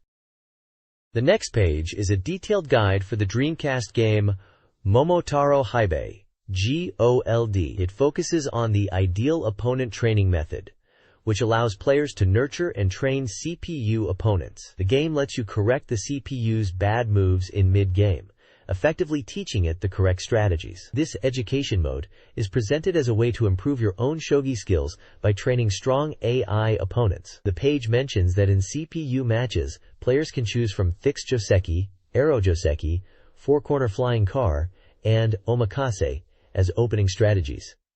It highlights that the game caters to a wide range of players, from beginners to experts, and also supports online play. Screenshots show gameplay with a shogi board and game settings menus. It also details how to use the education mode with step-by-step instructions and interface explanations. The page emphasizes that teaching the CPU involves pointing out mistakes and guiding it to better moves, helping players to understand shogi strategy as well. This page showcases a preview of Zombie Revenge for Dreamcast, focusing on the home console version and its unique features using the visual memory, VM. The preview highlights the training room mode, which allows players to download characters to their VM. Episode 1 details downloading a character in the training room, allowing players to choose a character from Linda, Rikia, and Styx. Episode 2 explains how to train characters on the VM portable device, suggesting selecting Gohan, Meal, Game, and parameter options. Episode 3 shows the VM download process, confirming character and name. Episode 4 introduces mini-games playable on the VM itself, including Zombie Fishing and Zombie Doubt, both with adjustable difficulty levels. Episode 5 mentions Gohan, which is an original mode accessible in Episode 6, implying it's related to character development. The page includes screenshots from the game and VM screen, demonstrating the training mode interface, and parameters like EG and HU that can be checked. The Japanese release date is stated as November 25th, with a price of 5,800 yen. The game is categorized as an action title. This page is about the Dreamcast game Zombie Revenge, and focuses on its original mode. It highlights two main gameplay balances. Gun mode, where ranged attacks are powered up but standard weapons are unavailable, and bare knuckle mode, which powers up hand-to-hand combat. The page mentions that in original mode, defeating zombies allows players to get food items, and these food items are used for VM character development, referring to them as Gohan, Japanese for meal or cooked rice. It also details a 3P stick transformation suit that can be obtained in-game, which transforms the player into a 3P character, making them more powerful and invulnerable to damage. Finally, it explains that after a game over, the player can select food items from the storeroom to transfer to the VM, which will affect the character's parameters like HU, AT, and DF. Different food items like tomato and tuna have varying effects on these parameters, letting players customize their VM character's growth.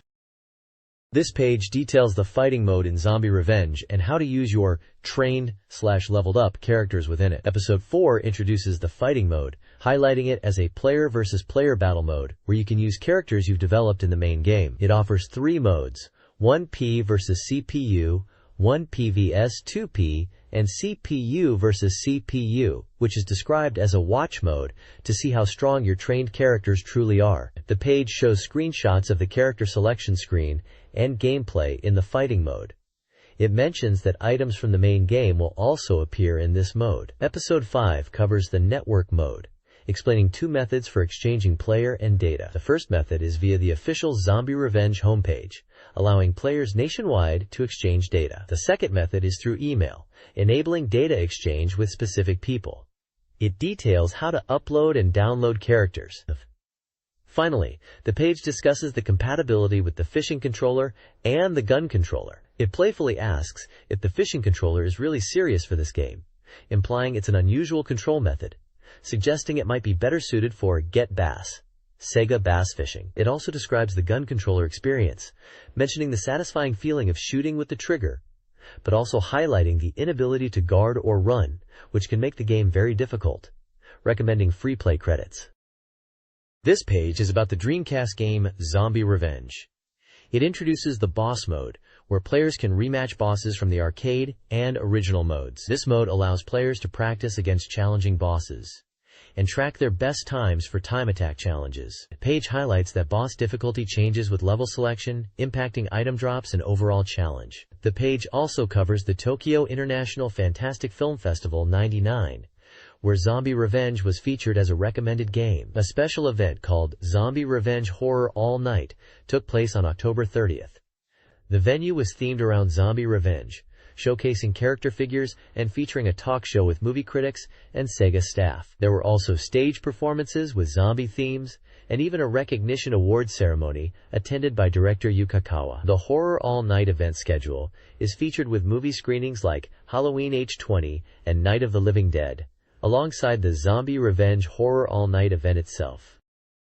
This page is a preview of the fighting game JoJo's Bizarre Adventure, Heritage for the Future. It highlights the game's system mechanics, emphasizing the unique stand button and how it differentiates this game from others. The article details core fighting techniques like dodging, which allows players to shift position, and mid-air ukemi, or mid-air receive body, for reducing damage when hit in the air. It also explains guard after special moves and guard cancel as advanced techniques.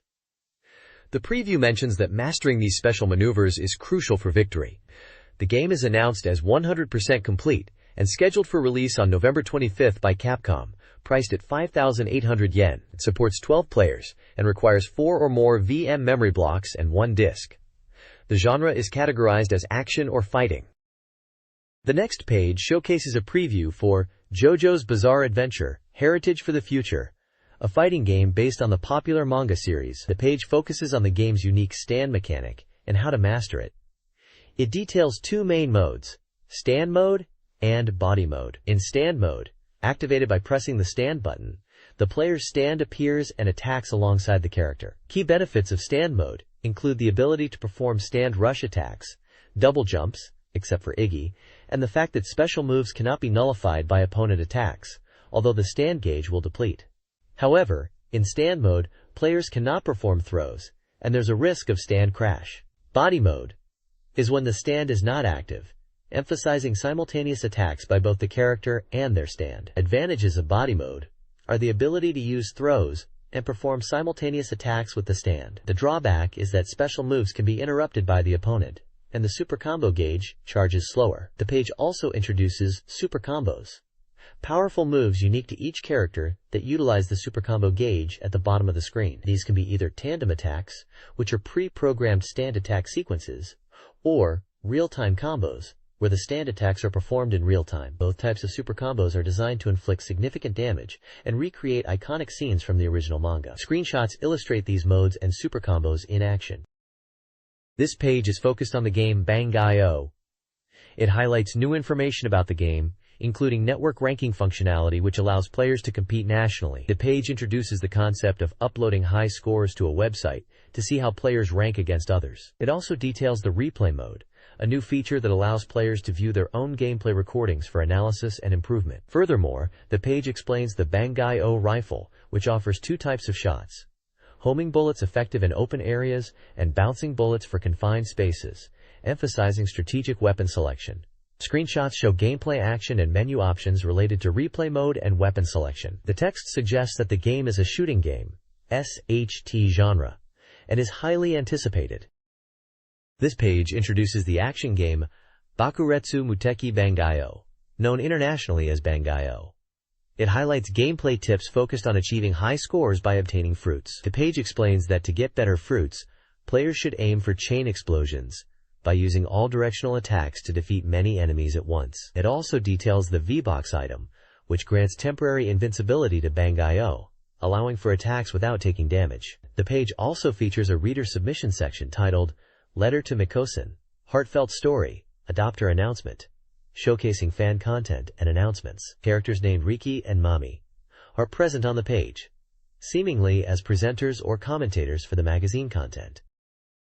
The next page is a strategy guide for the mid-stage areas of the Dreamcast game Bang-I-O, asking how to conquer, quote. It introduces 4 stages. Stage 19, feeling like a mole or coal miner, involves navigating a space filled with green blocks by shooting them, advising players to consider where to aim first. Stage 24, Maze Love, features narrow passages and enemies in a maze-like area where the goal is visible but requires a detour. Stage 13, Reach the Exit Faster Than the Fuse, presents a stage with a fuse that detonates bombs sequentially, urging players to reach the exit before it closes. And Ask Mikosen Advice section tells players not to give up if they get stuck in the game, as dead-end situations are common.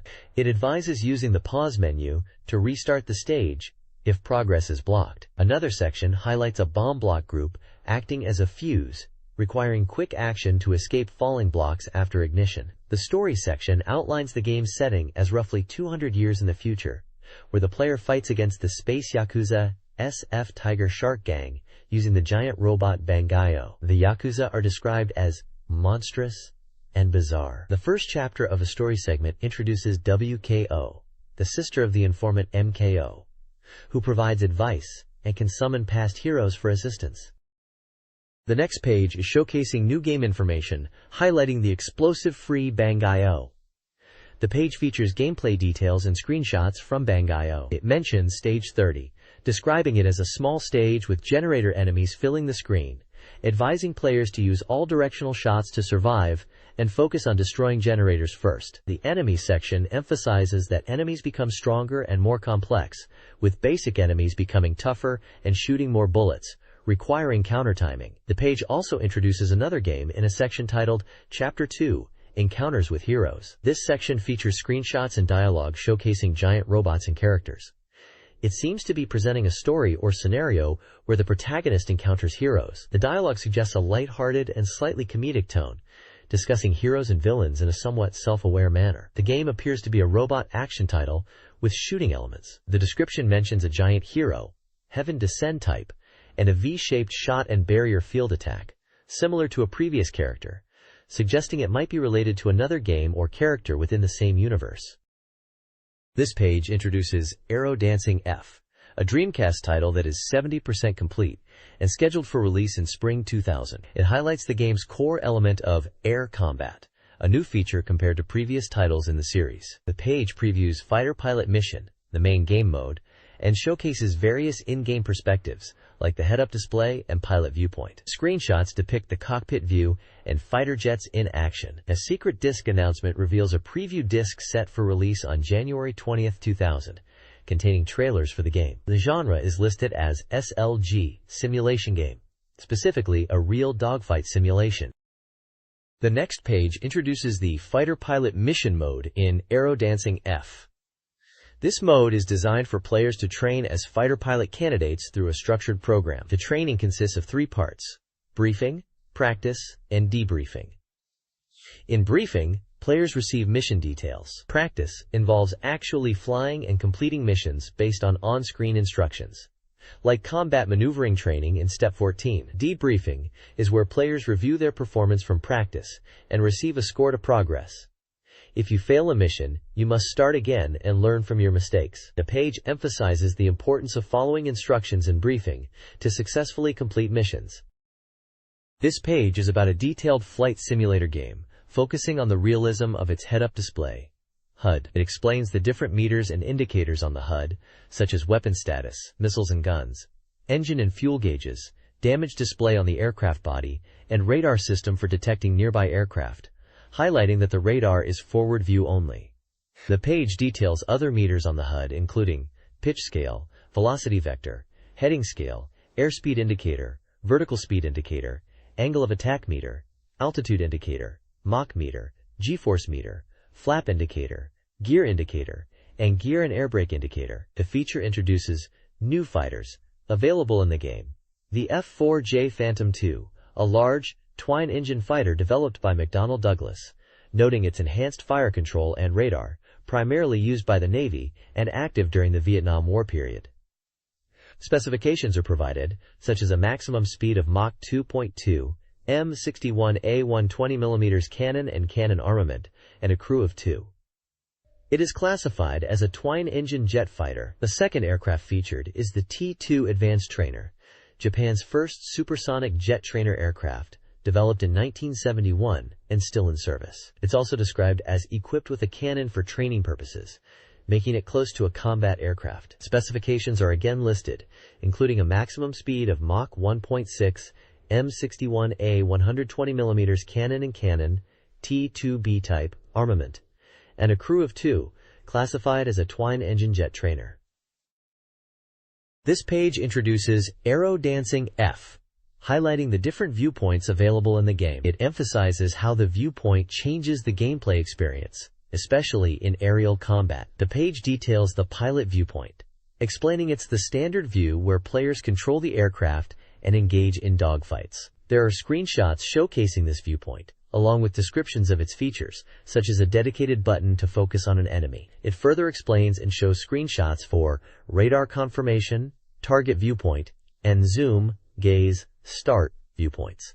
Radar confirmation helps to locate enemies.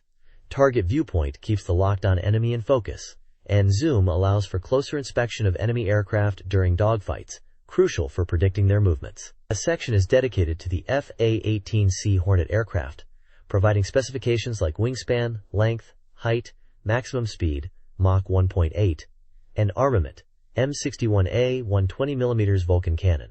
It mentions the historical background of the F/A-18C Hornet, developed by McDonnell Douglas in 1986 as a carrier-based attack aircraft, praising its advanced technologies and multi-role capabilities, despite some criticisms regarding engine power. It notes its usage by the U.S. Navy's Blue Angels aerobatic team. Finally, a next issue preview section teases the upcoming F information, focusing on radar domes and antennas, prompting readers to anticipate further details related to the game in the next issue.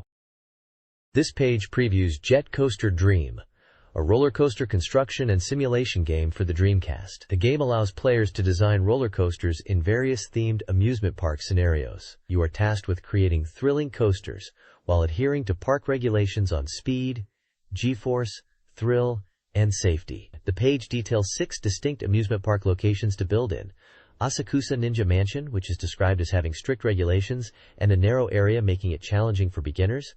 Pleasure Garden Amusement Park, which has looser regulations and wider areas. Otoshoen, where the owner is described as scary and wants a coaster that drops guests. Mirrorland, where loops are introduced as special parts.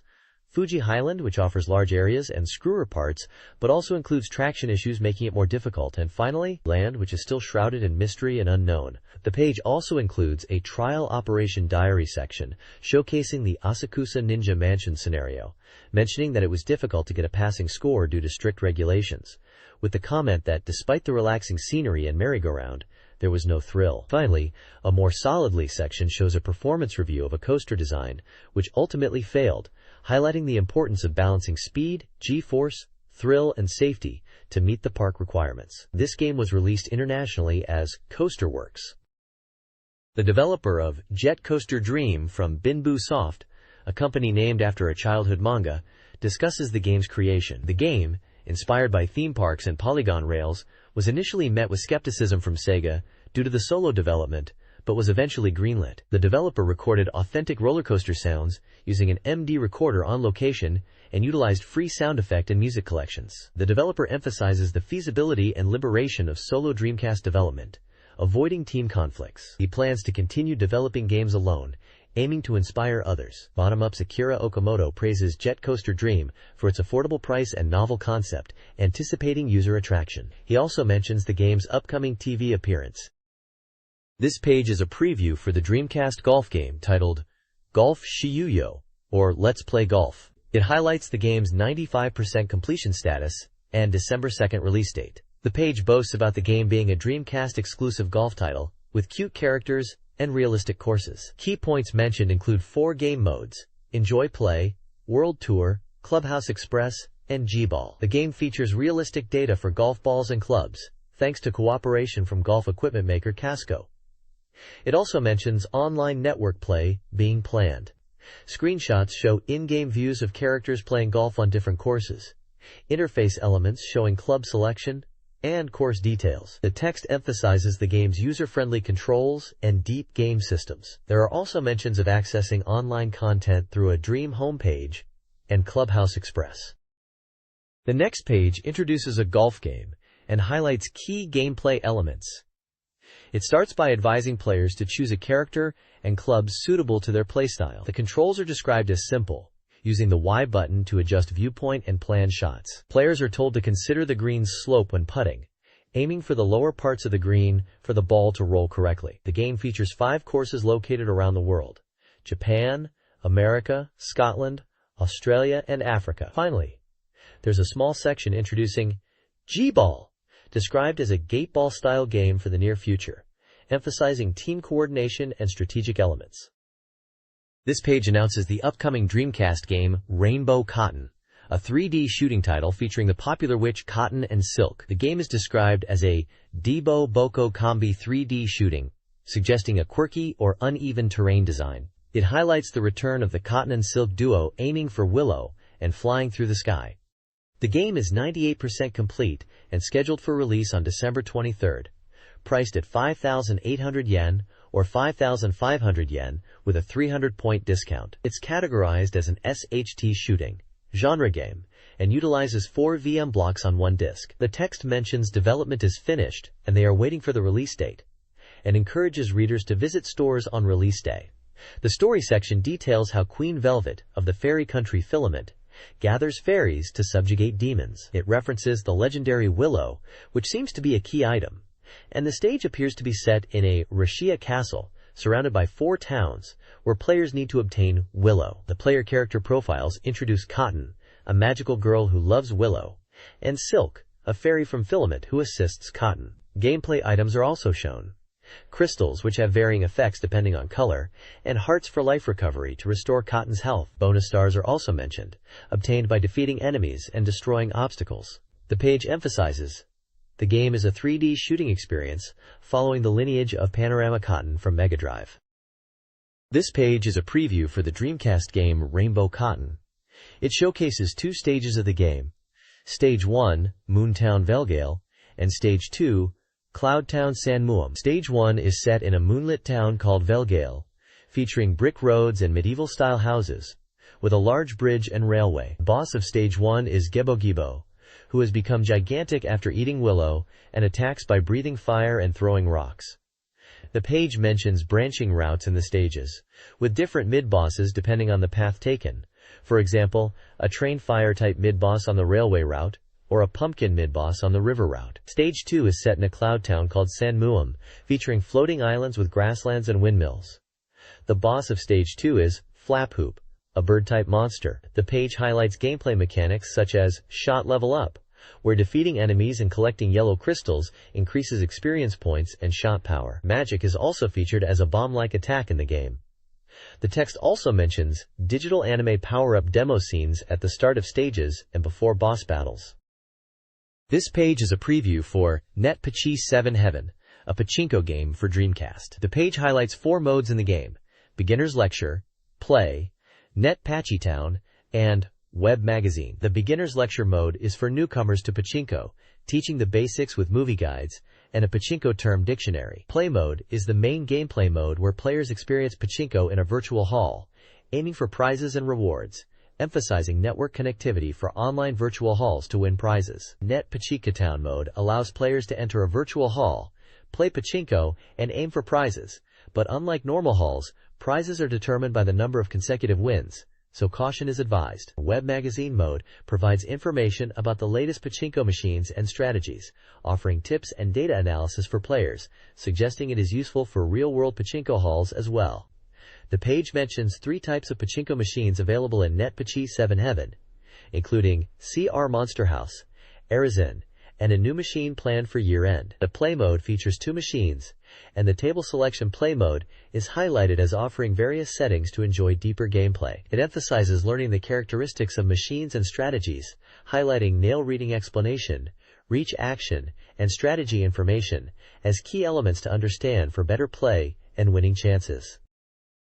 This page is a guide on how to participate in the Net Pachisi Town online tournament in a Dreamcast pachinko game. It details the registration process, how to choose a machine, and the goal of achieving a 10 consecutive Chan win streak to aim for prizes, including a trip to Las Vegas. The guide is broken down into 3 steps. First, register as a user, then select a pachinko machine in the hall, and finally aim for consecutive wins to win prizes. It emphasizes reading the tournament rules and provides caution notes, mentioning that participation is limited to once a week and that prizes are delivered to the registered address. The page also highlights a feature where players can access real-time pachinko hall information through a web magazine mode in the game to get data like ball output and hall predictions, allowing players to strategize without physically visiting the parlors. It mentions the game CR Monster House and illustrates prize examples such as a Prada wallet and a Las Vegas trip. This page is focused on the Dreamcast shooting game Bakutotsu Turb. It highlights the game's core appeal as a shooting experience for everyone. The page details 2 control methods: analog, which allows for directional shooting, and digital, which provides vertical shooting.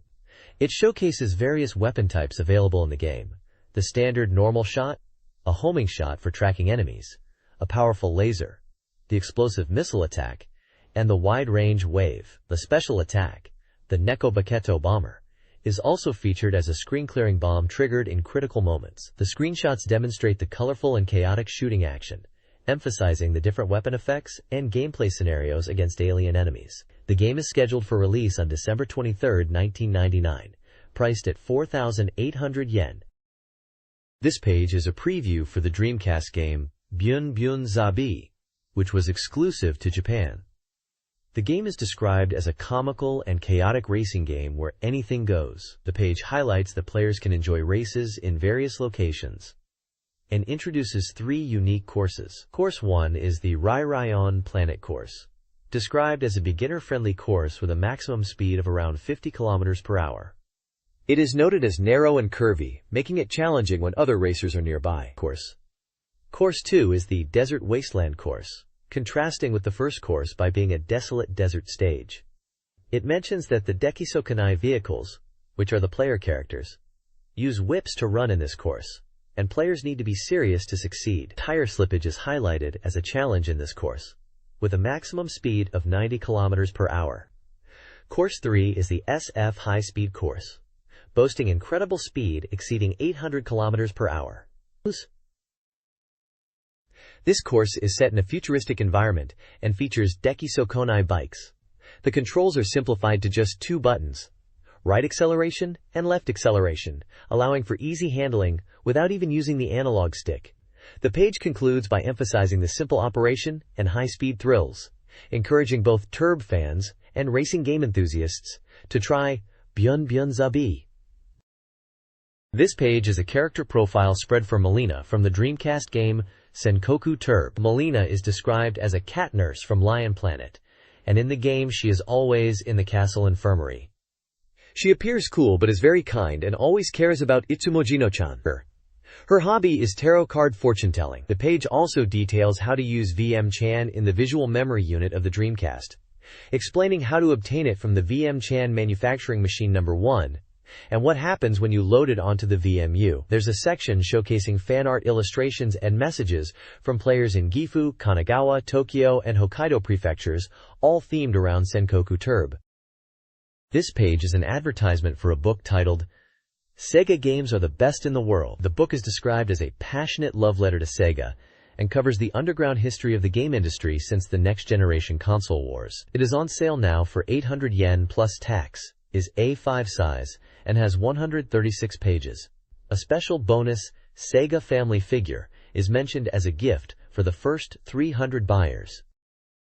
This page is about scouting in the game J-League Pro Soccer Club wo Tsukuru, known internationally as Sega Worldwide Soccer. It is part of a series of strategy guides. The article emphasizes the importance of scouting to strengthen a club and highlights different aspects of scouting, such as scout training and finding talented players. There is a staff interview section featuring images of staff members who are likely involved in the game's development, with descriptions of their roles, including director, designer, and planner. The page also details domestic player scouting, explaining the advantages of scouting players within Japan due to an established network and ease of acquisition. It mentions that domestic players can be acquired relatively quickly and at lower contract costs compared to foreign players. A section called Morita Yusaku Scout introduces a specific scout within the game and their profile, highlighting their abilities and contract details. Finally, there is a table listing various scouts with their nationalities, Japan, France, Spain, and skill ratings across different scout categories, indicating their strengths in areas like eye for talent, negotiation, information gathering, and communication. The table displays scout names, nationalities, years of experience, contract fees, and ratings represented by letter grades S, A, B, C. The next page delves into strategy for a soccer management game, specifically focusing on scouting talent for your J-League Pro Soccer Club. It seems to be giving tips on different types of scouts you can hire and what they are good at finding. There are sections dedicated to scouts who excel at finding young Japanese players, noting they are good value for money and strong with younger talent, but not so much for immediate impact players. Then it talks about scouts specializing in foreign players, particularly from Europe and South America, highlighting their ability to find high potential players, but at a higher cost and with potentially longer negotiation times. There are also sections detailing specific scouting styles like small original style, York style, Pierre-Eric style, and Polonius style, each with their own descriptions and presumably unique approaches to player discovery. Each section includes tables listing scout names along with ratings for their scouting abilities in various player positions: goalkeeper, defender, midfielder, forward, and their contract negotiation skills. The page looks like a guide to help players choose the right scouts to build a successful team in the game. This document analyzes player scouting in a football management simulation. It focuses on 2 Japanese scouts, Kukei Takahashi and Yujiro Morita, highlighting their effectiveness in discovering talent. Takahashi, specializing in domestic and new Japanese players, scouted 28 players, including several notable names, and is categorized by player ability. Morita, an S-rank domestic scout, found 69 players, also categorized by ability, including players from both J-League and unattached players. A staff interview with Masuda discusses the limitations of building a strong team solely with Japanese players, advocating for the strategic inclusion of foreign players to enhance tactical options and overall team strength despite the limited number allowed. This text discusses scouting in a soccer management game, contrasting 2 scouts, Groster, a specialist in overseas talent, and Yanada Kensuke, focused on domestic Japanese players. Grosser excels at finding international players, demonstrated by a list of scouted players from various countries, including world best players. Yanada Kensuke is skilled at identifying Japanese players, particularly forwards, and his scouted players are also listed. An experiment revealed that despite seemingly equal scouting comments, Yanada succeeded in scouting a Japanese defender while Grosser failed, highlighting that scout specialization and geographical focus are crucial for successful player acquisition. This suggests that a scout's compatibility and overall ability, beyond just comment quality, significantly affect their ability to find and sign players. This page is all about stadium upgrades and club reinforcement strategies in a soccer management simulation game. It highlights the importance of stadium and clubhouse renovations to effectively manage your club, focusing on stadium upgrades from level 1 to level 4. The page presents tables detailing the costs, maintenance fees, audience capacity, and facility space for each stadium level, emphasizing that upgrading increases revenue. It notes that while upgrading to level 2 can be surprisingly challenging early on due to income limitations, upgrading to level 4 requires a substantial investment, but significantly boosts revenue and allows for recruiting higher-level players and hometown investments. There's a section titled Staff Interview Superplay, which appears to discuss advanced gameplay techniques and conditions for achieving superplay moments in the game, emphasizing the importance of player skills and teamwork. It also touches upon how superplay is visually represented in the game, and how it connects to player abilities and game realism. The game mechanics seem to involve player stats and team coordination to achieve impressive plays. This magazine page provides strategy for a soccer club management simulation game. It focuses on clubhouse and stadium upgrades, prioritizing facilities that improve player conditioning and physical abilities. The cost of clubhouse upgrades increases exponentially, but plateaus at higher levels. The massage room, buffet, medical room, sauna, and power gym are top priorities, while the data, tactics, and entertainment rooms are less important. The article advises prioritizing stadium upgrades to boost revenue before clubhouse improvements for player development. Player retirement is discussed, noting that the age is flexible, generally around 31 to 32, but can extend to 45 with a strong physical base. The page also details in-game events, warning that the World Sports Tournament can temporarily hinder club development, while the library event is beneficial. This page is focused on the Saskatsuku homepage, which is the official website for Sega Professional Soccer. Let's make a J-League Pro Soccer Club, or Saskatsuku as it is known. It highlights that the homepage is packed with strategy tips and essential information for players. The page details 7 key content sections on the website, including a section for quickly viewing new information, which summarizes recent updates. It also covers the latest news, such as updates about network services, file downloads, and server maintenance schedules. Crucially, the page explains that coupons are necessary to participate in online tournaments. These coupons are purchased using web money or prepaid cards and act as a virtual currency within the game, and there's a special offer of 3 free service coupons for newcomers, allowing free entry into 3 tournaments. Furthermore, the page emphasizes responsible information gathering by adhering to Dreamcast network usage rules, especially when using the bulletin board system, BBS. It also points out a troubleshooting section on the homepage to resolve common issues related to registration, coupon purchases, and network connectivity problems. Finally, there's urgent news about the Dorimaga Cup, a Sakatsuku network tournament organized by Dreamcast Magazine. The tournament regulations are detailed, including rules around player development limits and in-game years. And the schedule is announced with entries starting November 26th and a final deadline of December 5th. Prizes are mentioned to be impressive, including a Dreamcast console and game software. This page is a guide for J-League Pro Soccer Club o Tsukuru, a soccer club management simulation game often referred to as Saskatsuku. The page highlights various online features available for the game. It mentions using a bulletin board system, BBS, for players to exchange information and opinions, with both normal and versus battle-specific BBS types available. The page details participating in official online tournaments where players can win prizes and download data of winning teams. It also explains how to download omakase files, which seem to be special data files containing unique players or coaches that are not usually obtainable in the game. The guide suggests downloading these files and using them in Dreamcast VMUs to enhance gameplay. The page showcases screenshots of the game's BBS interface, download screens, and gameplay footage, specifically highlighting a match between Leone Kagoshima and Nishimiya Tigre teams to demonstrate the strength of downloaded winning teams. This page is a strategy guide for Langrisser Millennium on Dreamcast. a simulation RPG. The guide focuses on conquering the Divernia continent. It details the initial deployment of units for the Serum Kingdom faction, led by Lord Taji Asgaroth, including Elir, Srinarl, Naran, and Eltis. The guide mentions key events needed to clear the game, like the Great Escape, triggered in Eltis when Verdelin's forces reach Ariel. Another event, Garçon's Illusion, happens when one stronghold is captured and Dagart is not weakened. Lukman's appearance occurs after capturing 20 strongholds, and Stone Tongue information requires 30 strongholds after Lukman's appearance. Finally, Invitation of Live Plus happens when Stone Tongue information occurs and Taji's unit count is 4 while facing Mons Meg. The guide gives advice on defending Elmas from eastern invasions by positioning strong units in Narrated or Elmas to easily counter Fenlau and Mons Meg. It also lists initial units with their types and stats, including characters like Aldum Crane, Veteran, Zerveril, Soldier, and Lynn Mousen, Tactician. It also warns players that if they defeat a holy beast without a sacred seal, it will self-destruct. The guide indicates that by searching Katal, players can recruit Karidaru. This page showcases strategy guides for the game Langrisser Millennium.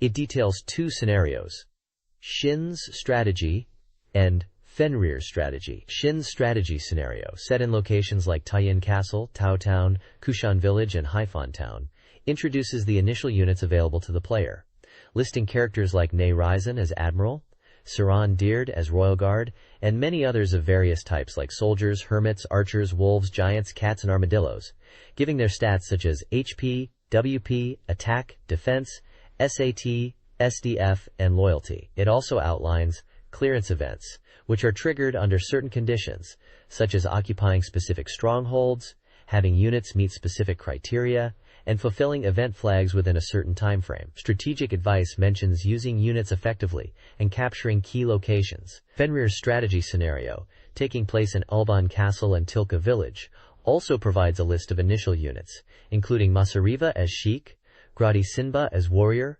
Teresia and Batifi as Knights, and other unit types such as hermits, archers, monks, wolves, birdman, sirens, cats, wyverns, armadillos, and espionage, again detailing their stats. Similar to the previous scenario, it lists clearance events that require fulfilling specific conditions, like capturing strongholds, having certain units present, and time-sensitive events. Strategic advice focuses on utilizing Gradi as a commander for the eastern defense line due to strong enemies in Monsmeg and Tilka areas. This page details strategy guides for 2 scenarios in the Dreamcast strategy RPG Langrisser Millennium, which was only released in Japan. The first strategy is for Veteran's strategy, focusing on capturing Kadal Castle. It highlights initial allies and tactics, suggesting players capture Matura quickly. Key characters for this scenario are listed with their stats, including Saluin del Veteran, Shurl, Tylot, Santi, Illyria, and Silabel. Clear conditions for this scenario involve capturing Karadal and triggering various events related to ghosts, shadows, and character encounters as you expand your base. The second strategy is for Masura Kingdom strategy, which guides players on conquering cities. It emphasizes using specific units and characters for optimal gameplay. A list of initial characters and their stats is provided, featuring Rumatismarf, Clever, Marley, Olivea, Nereus, Teresa, Poussin, Blackston, Oruf, Philip, Egbel, Shenver, Rocher, Erie, Gerard, and Melvas. The clear conditions for this scenario include capturing Kushan and triggering events related to shadows, character appearances like Artemia and Live Plus, and base expansion. The page generally provides gameplay advice, emphasizing strategic base expansion and unit management within these Langrisser Millennium scenarios.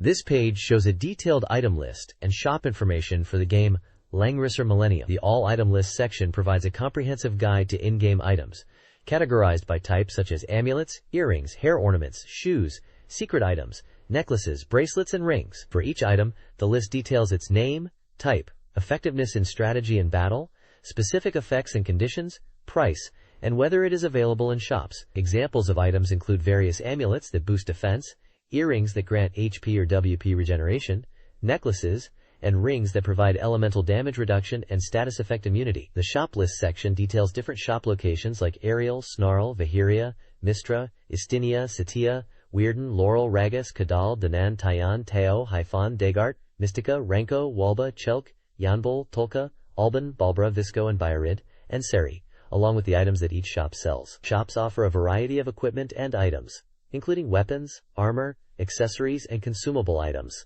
with each location having a unique inventory. For example, Ariel sells swords and bracelets, while Vaheria offers earrings and healing items. This page is a strategy guide for Choo Choo Rocket.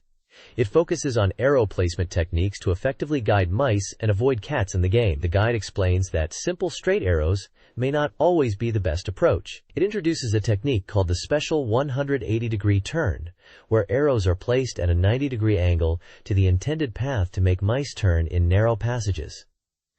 This method can be used to manipulate mice more precisely, especially when space is limited. The guide also discusses cat-pushing battles in 4-player mode, highlighting situations where players can place arrows to push cats into each other or away from their own mice. It details how strategically placing arrows, especially at 90 degrees to an opponent's arrow, can disrupt their plans and give a player an advantage. The page includes diagrams illustrating different arrow placement scenarios and their outcomes, showing both standard 180-degree turns and the special 180-degree turn, as well as examples of cat-pushing strategies in multiplayer battles. The bottom section of the page illustrates the basic turning rule of the mice, which is always clockwise when they hit a wall, and provides example arrow placements.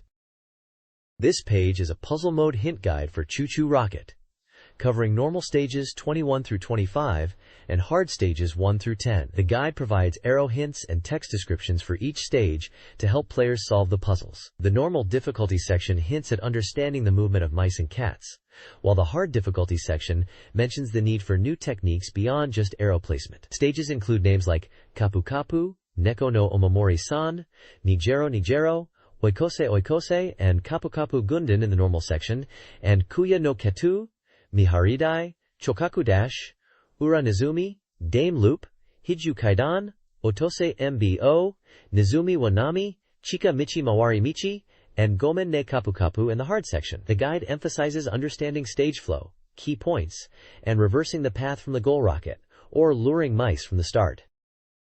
This page is focused on the game Revive and its character, Yuduki Toko. It's presented as a character close-up feature, aiming to delve into the personality of the girls in the game. Yuduki Toko is highlighted with her profile detailing her birthday, physical stats, interests like butter cookies and reading, and personality traits, mentioning she is in the same high school as Nozomi and Yayoi, a second-year student, and excels in academics and sports. The page features a section called Yuduki's Famous Lines that emphasizes a key dialogue from her, focusing on her inner turmoil and self-discovery. The developer's best scene describes an important moment in the game where Yuduki confronts her weakness and interacts with the protagonist, highlighting it as a significant scene. Another section, Yuduki's Birthday episode, talks about a scene where Yuduki encounters a teddy bear in the game, which is considered a turning point for her character development. It also mentions her initial image as a bespectacled and gloomy character, and how the developers aim to portray her growth and inner strength. Finally, there are sections showcasing fan-submitted illustrations of Yuduki and a Mega Neko challenge, which seems to be a fan activity related to the character, possibly involving drawing her with glasses. The page also includes a developer's comment about the character, noting that initially she was seen as a gloomy, glasses-wearing girl, but they wanted to portray her as someone players would want to protect and support, highlighting her unexpected charm and vulnerability. This page is a character feature on Kasahara Misumi from the game Re-VE. It highlights her appeal, famous lines, and developer insights into her creation. The page notes that Misumi seems approachable, yet also distant, with her own unique sense of time. The developers mention they aimed for an approachable and beautiful older sister archetype for her design, which was instantly approved. Fan-submitted illustrations depict Misumi as a Kyoto dialect-speaking receptionist. The next issue preview teases strategies for characters Nao and Raiko. The article concludes by emphasizing Misumi's charm as a natural airhead with a worldly Kyoto dialect. This page is a promotional feature for a horse racing prediction showdown for the Autumn Tenno Show race at Tokyo Racecourse. It pits Dream Ticket 99 Internet, a software boasting a 70% accuracy rate for predicting winning horses, against Ryo Sakurai, described as a net idle and beautiful horse racing predictor. Dream Ticket 99 Internet is presented as cutting-edge technology that utilizes the Dreamcast's internal modem to access the latest data and analyze various factors to predict race outcomes. It emphasizes a strategic approach to betting based on data analysis. Ryo Sakurai is introduced as a popular figure in horse racing prediction, with a large following. She is portrayed as having deep connections within the horse racing industry, and using her unique perspective and intuition to make predictions. Her website is mentioned as being accessible from the Dream Ticket webpage. There's a live report from a public prediction event, featuring Ryo Sakurai at Loft Plus One in Shinjuku, on October 27th. Despite heavy rain, many horse racing fans attended. The event included a prediction talk show where Ryo Sakurai discussed horses running in the Tenno Show Autumn Race, and there was interaction with the audience and backstage industry insights shared. The event culminated in an prediction segment, which was a highlight. This guide introduces newcomers to horse racing at the racecourse, emphasizing enjoyment beyond just betting. It suggests arriving early for the atmosphere and viewing spots. The process of purchasing betting tickets using betting cards and vending machines is explained. The page provides betting predictions and results for 3 races. While some predictions failed, Dream Ticket offered betting strategies. Photos illustrate the ease of betting and enjoying the racecourse. The guide then promotes the Racecourse Museum as an enjoyable attraction, akin to an amusement park, even for non-gamblers. With a contact person for information. The column also reveals the rider's regret about not betting more on a horse, Stay Gold, based on jockey comments. This page is an information page for Golden Pro Wrestling, highlighting online battles in the game. It details the Golden Club GPW and announces the IWGP League War entrance, featuring wrestlers Xmas, who uses arm breakers and drop kicks, Kaida GGH, known for various kicks and strikes, Tenzan Hiroyoshi, the Storm Dragon with chops and face stomps, and Kozan Toshio, a powerful fighter with chops and punches. Other wrestlers include Kick and Mask, who uses lift-ups, and Oklahoma Stampedes, Machida Koji, an energetic wrestler employing chops and elbows, Komashi Yoshiyuki, a power fighter known for chops and rolling chops, and Asayama Takayuki, a technical fighter using kicks and submissions. The page also outlines the tournament rules, which are based on the G1 Climax rules with points awarded for wins and draws, determining block winners for the championship match. This page previews the IWGP League battle in a professional wrestling game, likely Virtual Pro Wrestling 2 on Dreamcast, though not explicitly named here but heavily implied given the content and context. It details the tournament structure, dividing wrestlers into A Block League and B Block League. The A Block League participants are Xmas, Keyhider GGH, Tenryu Genichiro, Dosukoi Yamamoto, Danger Mask, Maeda Akira, Koshiro Ishishiki Battleman, and Soryu Genya. The B Block League features Uyama Star Mikan, Oni Shin, Onizuka Iji, Kondo 34, Stinger Izumi, Bayor, S Tiger, and Reiji. The page describes each wrestler with a short profile, highlighting their fighting style and background. For example, Uyama Star Mikan is described as a powerful veteran, Oni Shin as a technical wrestler, and Stinger Izumi as an ultimate fighter. Screenshots showcase in-game action, with move names appearing at the bottom, like German Suplex Hold and Frankensteiner Kick. The schedule announces release dates for the A Block information on December 3rd, B Block information on December 10th, and the Championship Decision match on December 17th. The Championship Decision match section explains that the winners of A and B blocks will compete to decide the overall champion, with the winner receiving a championship flag. This page is all about the Guru Guru Onsen Dreamcast Cup tournament, showcasing the results and community aspects. It highlights the top 10 players of the tournament with their online names and scores, topped by Shu in first place. There are also special awards given out, like straps and VM units, to participants in different categories. A section titled Dream Mega Cup Participation Thank You Everyone expresses gratitude to all who joined the event. Additionally, the page promotes membership recruitment for the Guru Guru Onsen Dreamaga Onsen Association, inviting readers to join. Finally, O'Hara's Watch Diary offers personal insights and reflections from O'Hara the Watchman about the tournament's lively atmosphere and player interactions. It seems to be a community-focused page, celebrating the online gaming scene on Dreamcast and the Guru Guru Onsen community in particular. This page from Sunrise Robot of CG World Chronicle Returns, Volume 06, introduces the FTB-02 Air Cavalier from the Kiko Seiki G Breaker series. It is described as a robot wielding dual demonic swords and is called the Iron Giant. The page highlights the double-blade whipster as a special weapon, noting its ability to change form, allowing for combat at various ranges from close to medium distance. The pilot is named Geordie Border. The explanation section details that the Air Cavalier is a new type of FTB variation machine developed as a non-consumable weapon.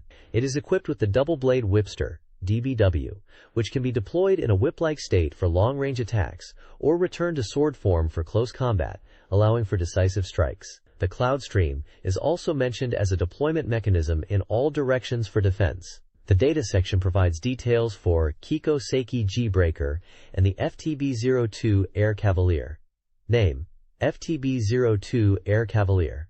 Overall height: 12.5 meters. Weight: unknown. Weapons: double-blade whipster, DBW dual demonic sword. Pilot: Geordie Border. Remarks: CS Armor is used to enhance defense capability outside of the Kitas. The official homepage is listed as http://www.atsai.co.jp. This page is about the Dreamcast game Rent: A Hero Returns. It mentions that Mr. Okayasu, who was known for Virtua Fighter 2 on Saturn, is now working on a Dreamcast title. There's a section called Development Love X2 Diary, which is an interview-style article with Mr. Okayasu and Miss Ishimoto about Rent: A Hero No. 1. They are talking about the latest information and mention the official homepage for Rent: A Hero. Another section is called Dajare no Ojama, Pun King, featuring pun submissions from readers, highlighting a winner named Mr. Tokorozawa Itu. There's a column titled Strong, Aomori Prefecture Tokorozawa Itu Group, 2GX3, which seems to be another pun-related section. It gives examples of submitted puns. There is also a point fortune-telling section, which is like a mini-game or quiz with different scenarios and points assigned. It includes examples like gold medals don't suit you 7 points, watching the sunset directly 1 point. Finally, there's an after-reading section which seems to be editorial text about the magazine's content and reader submissions related to games and puns, and mentioning that names can be listed in the ending of the game. The page also includes contact details for submitting content to the magazine. This page is dedicated to the upcoming Dreamcast game, Space Channel 5. It announces the launch of an official corner in the magazine dedicated to the game, promising to deliver weekly updates on development secrets and event information, distinct from regular articles. The page features details about the game itself, confirming it is a music game scheduled for release on December 16th, priced at 5,800 yen, and supporting VGA output for single players. There is a section that offers a glimpse into the development environment at Soft R&D Department 9, describing the office life, meetings, and creative processes of the team. An interview with assistant producer Michiteru Okada provides insights into the game's development, his thoughts and motivations, and mentions the Moro aliens. Finally, the page includes an editorial scribbles section with notes on development progress and information about events, as well as a big call for submissions, inviting readers to send letters and illustrations to Soft 9 R&D. There are also sections featuring reader submissions, likely letters or artwork from Fukuoka and Kumamoto prefectures. This page is a manga chapter for the Dreamcast game Evolution: The World of Sacred Device, titled Chapter 28. The manga introduces the characters Eugen Roydbolt, who is the crown prince of the 8th Empire and is after linear canon; Mag Launcher, a 16-year-old aspiring adventurer from a prestigious family; Linear Canon, a mysterious 17-year-old girl with the power to revive plants, searching for Mag's father; and Grenade, the butler of the Launcher family. The manga panels show a scene where Mag presents the enhanced Evolumia Unit 1 to Eugen, who is in a judge-like position. However, the unit appears to be too heavy or malfunctions, causing Remu to cry. The final panel shows the characters at a dinner table, with Eugen commenting on how beautiful everyone looks despite their age. This page is an advertisement for the official strategy guide for the Dreamcast game BLACK/MHRIXAD, which was a game only released in Japan. The advert states, "The guide helps players fully conquer the game and achieve their ideal love within it." It highlights that the guide covers battle tactics in 2 steps, provides a flowchart walkthrough for each chapter, explains the performance and hidden abilities of all weapons, and reveals all methods to encounter sub-characters. The guide is priced at 1,300 yen plus tax, is a 5 size and 208 pages long and is currently on sale. Around the advert are words in English and Japanese such as human rights, hypocrisy, love, the weak, freedom, equality, friendship, and emotion, which could be themes explored within the game.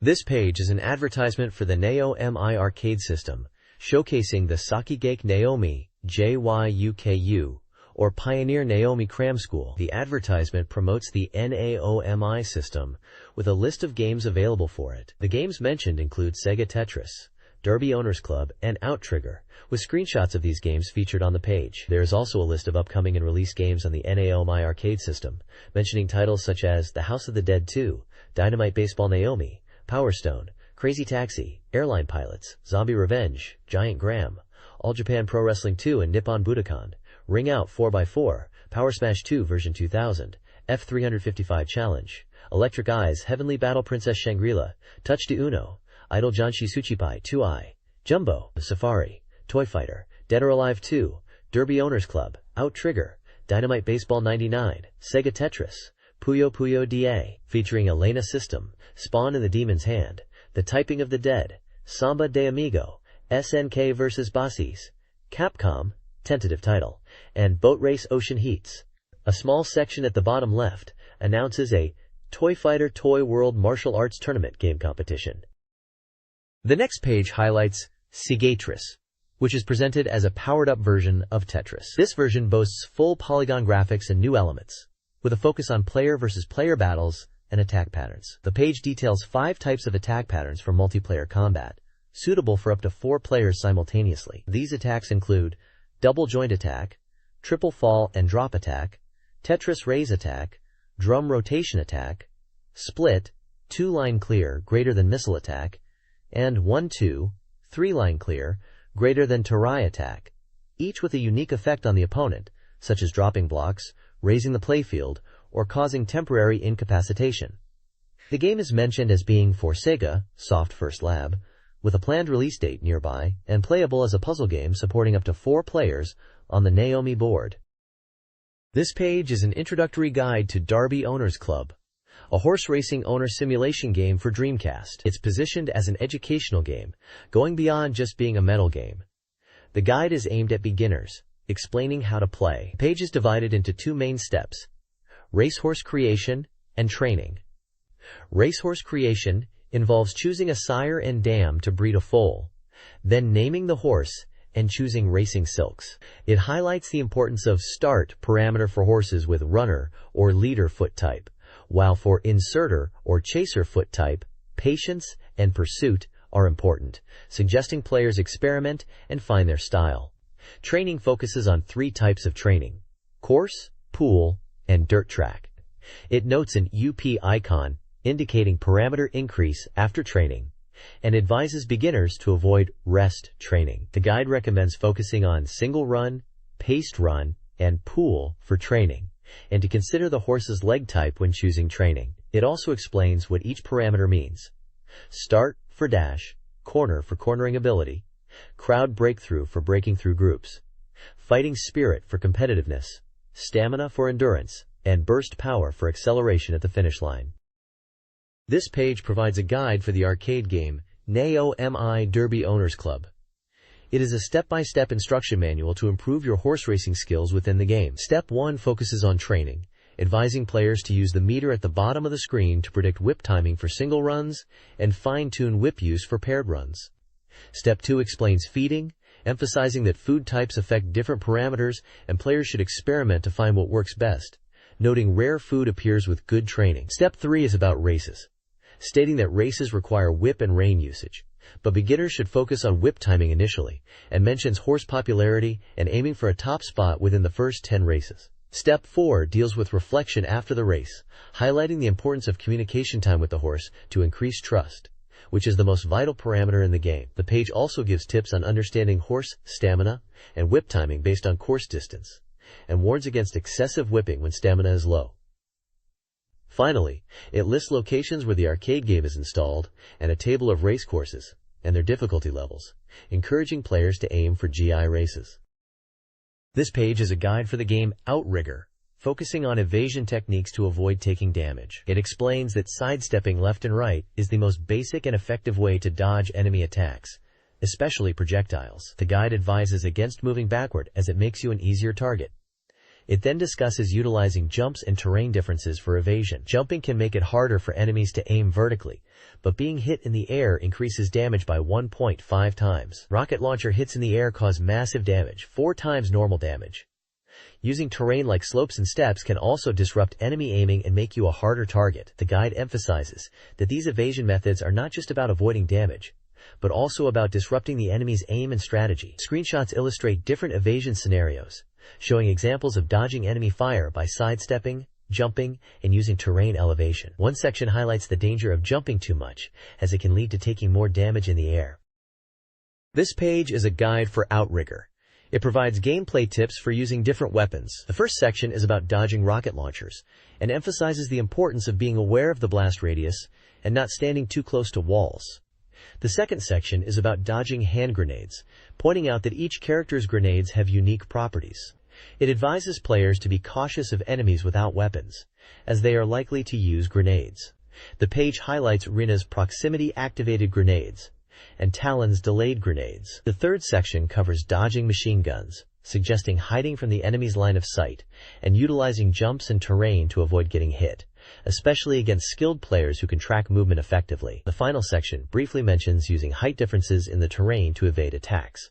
The Skills Platoon Diary section talks about the game being playable in arcades, especially in Tokyo, and encourages players to try 4-player battles, highlighting the Old Castle map as particularly fun. It also mentions a poster giveaway related to the game. This page is all about strategy tips for the game Jambo Safari Animal Rescue. It's part 2 of a popularity strategy guide by Mutsu Ogasawara. The page highlights 3 popularity courses or strategies within the game. Popularity Course 1 focuses on getting popular animals, aimed at attracting female players by finding cute animals. Popularity Course 2 is about clearing the game quickly to impress others with your gaming skills. Popularity Course 3 emphasizes showing off your masculinity through adventure, appealing to players who enjoy a more challenging experience. The page then details Expert Mode for Stage 2, providing a map and course descriptions. It suggests 3 courses labeled 1, 2, and 3, with difficulty ratings of A, C, and B respectively. Course 1, Difficulty A, focuses on getting popular animals, making it challenging. Course 2, Difficulty C, involves targeting nearby animals in Stage 1 style, making it more straightforward. Course 3, Difficulty B, requires capturing more unusual animals, presenting a more maniacal challenge where failing events is prohibited. This guide details strategies for the Dreamcast game Jambo Safari. It focuses on mote courses to attract animals, each offering different objectives. Course 1 emphasizes capturing various animals, from elephants and lions to the black rhino, highlighting animal strength and offering specific capture locations. Course 2 focuses on quick stage completion by prioritizing weaker animals, emphasizing speed for a good time. 3 centers on event clearance to increase otoko, manliness. This course includes events with aggressive animals, requires the use of binoculars for certain events, and advises on efficient captures, stressing mastery and speed to become appealing. Each course includes Mutsu Ogasawara points, offering general advice and often highlighting stylistic gameplay elements. This page is an Arcade Express feature, Volume 58, highlighting the arcade game Mr. Driller from Namco. The page promotes Mr. Driller as a simple but addictive drilling puzzle game where you dig downwards. It mentions the game takes place in AD20XX and explains the story involves large blocks appearing underground and cutting pipelines. The player, a pro driller, must dig down to 1,000 meters. The page includes gameplay screenshots showing the depth meter, score, air gauge, and level details. It's described as a digging game and panic drilling game, suitable for 1 player. Namco themselves comment that the game is very interesting and encourage players to try it at game centers. Warning of potential addiction.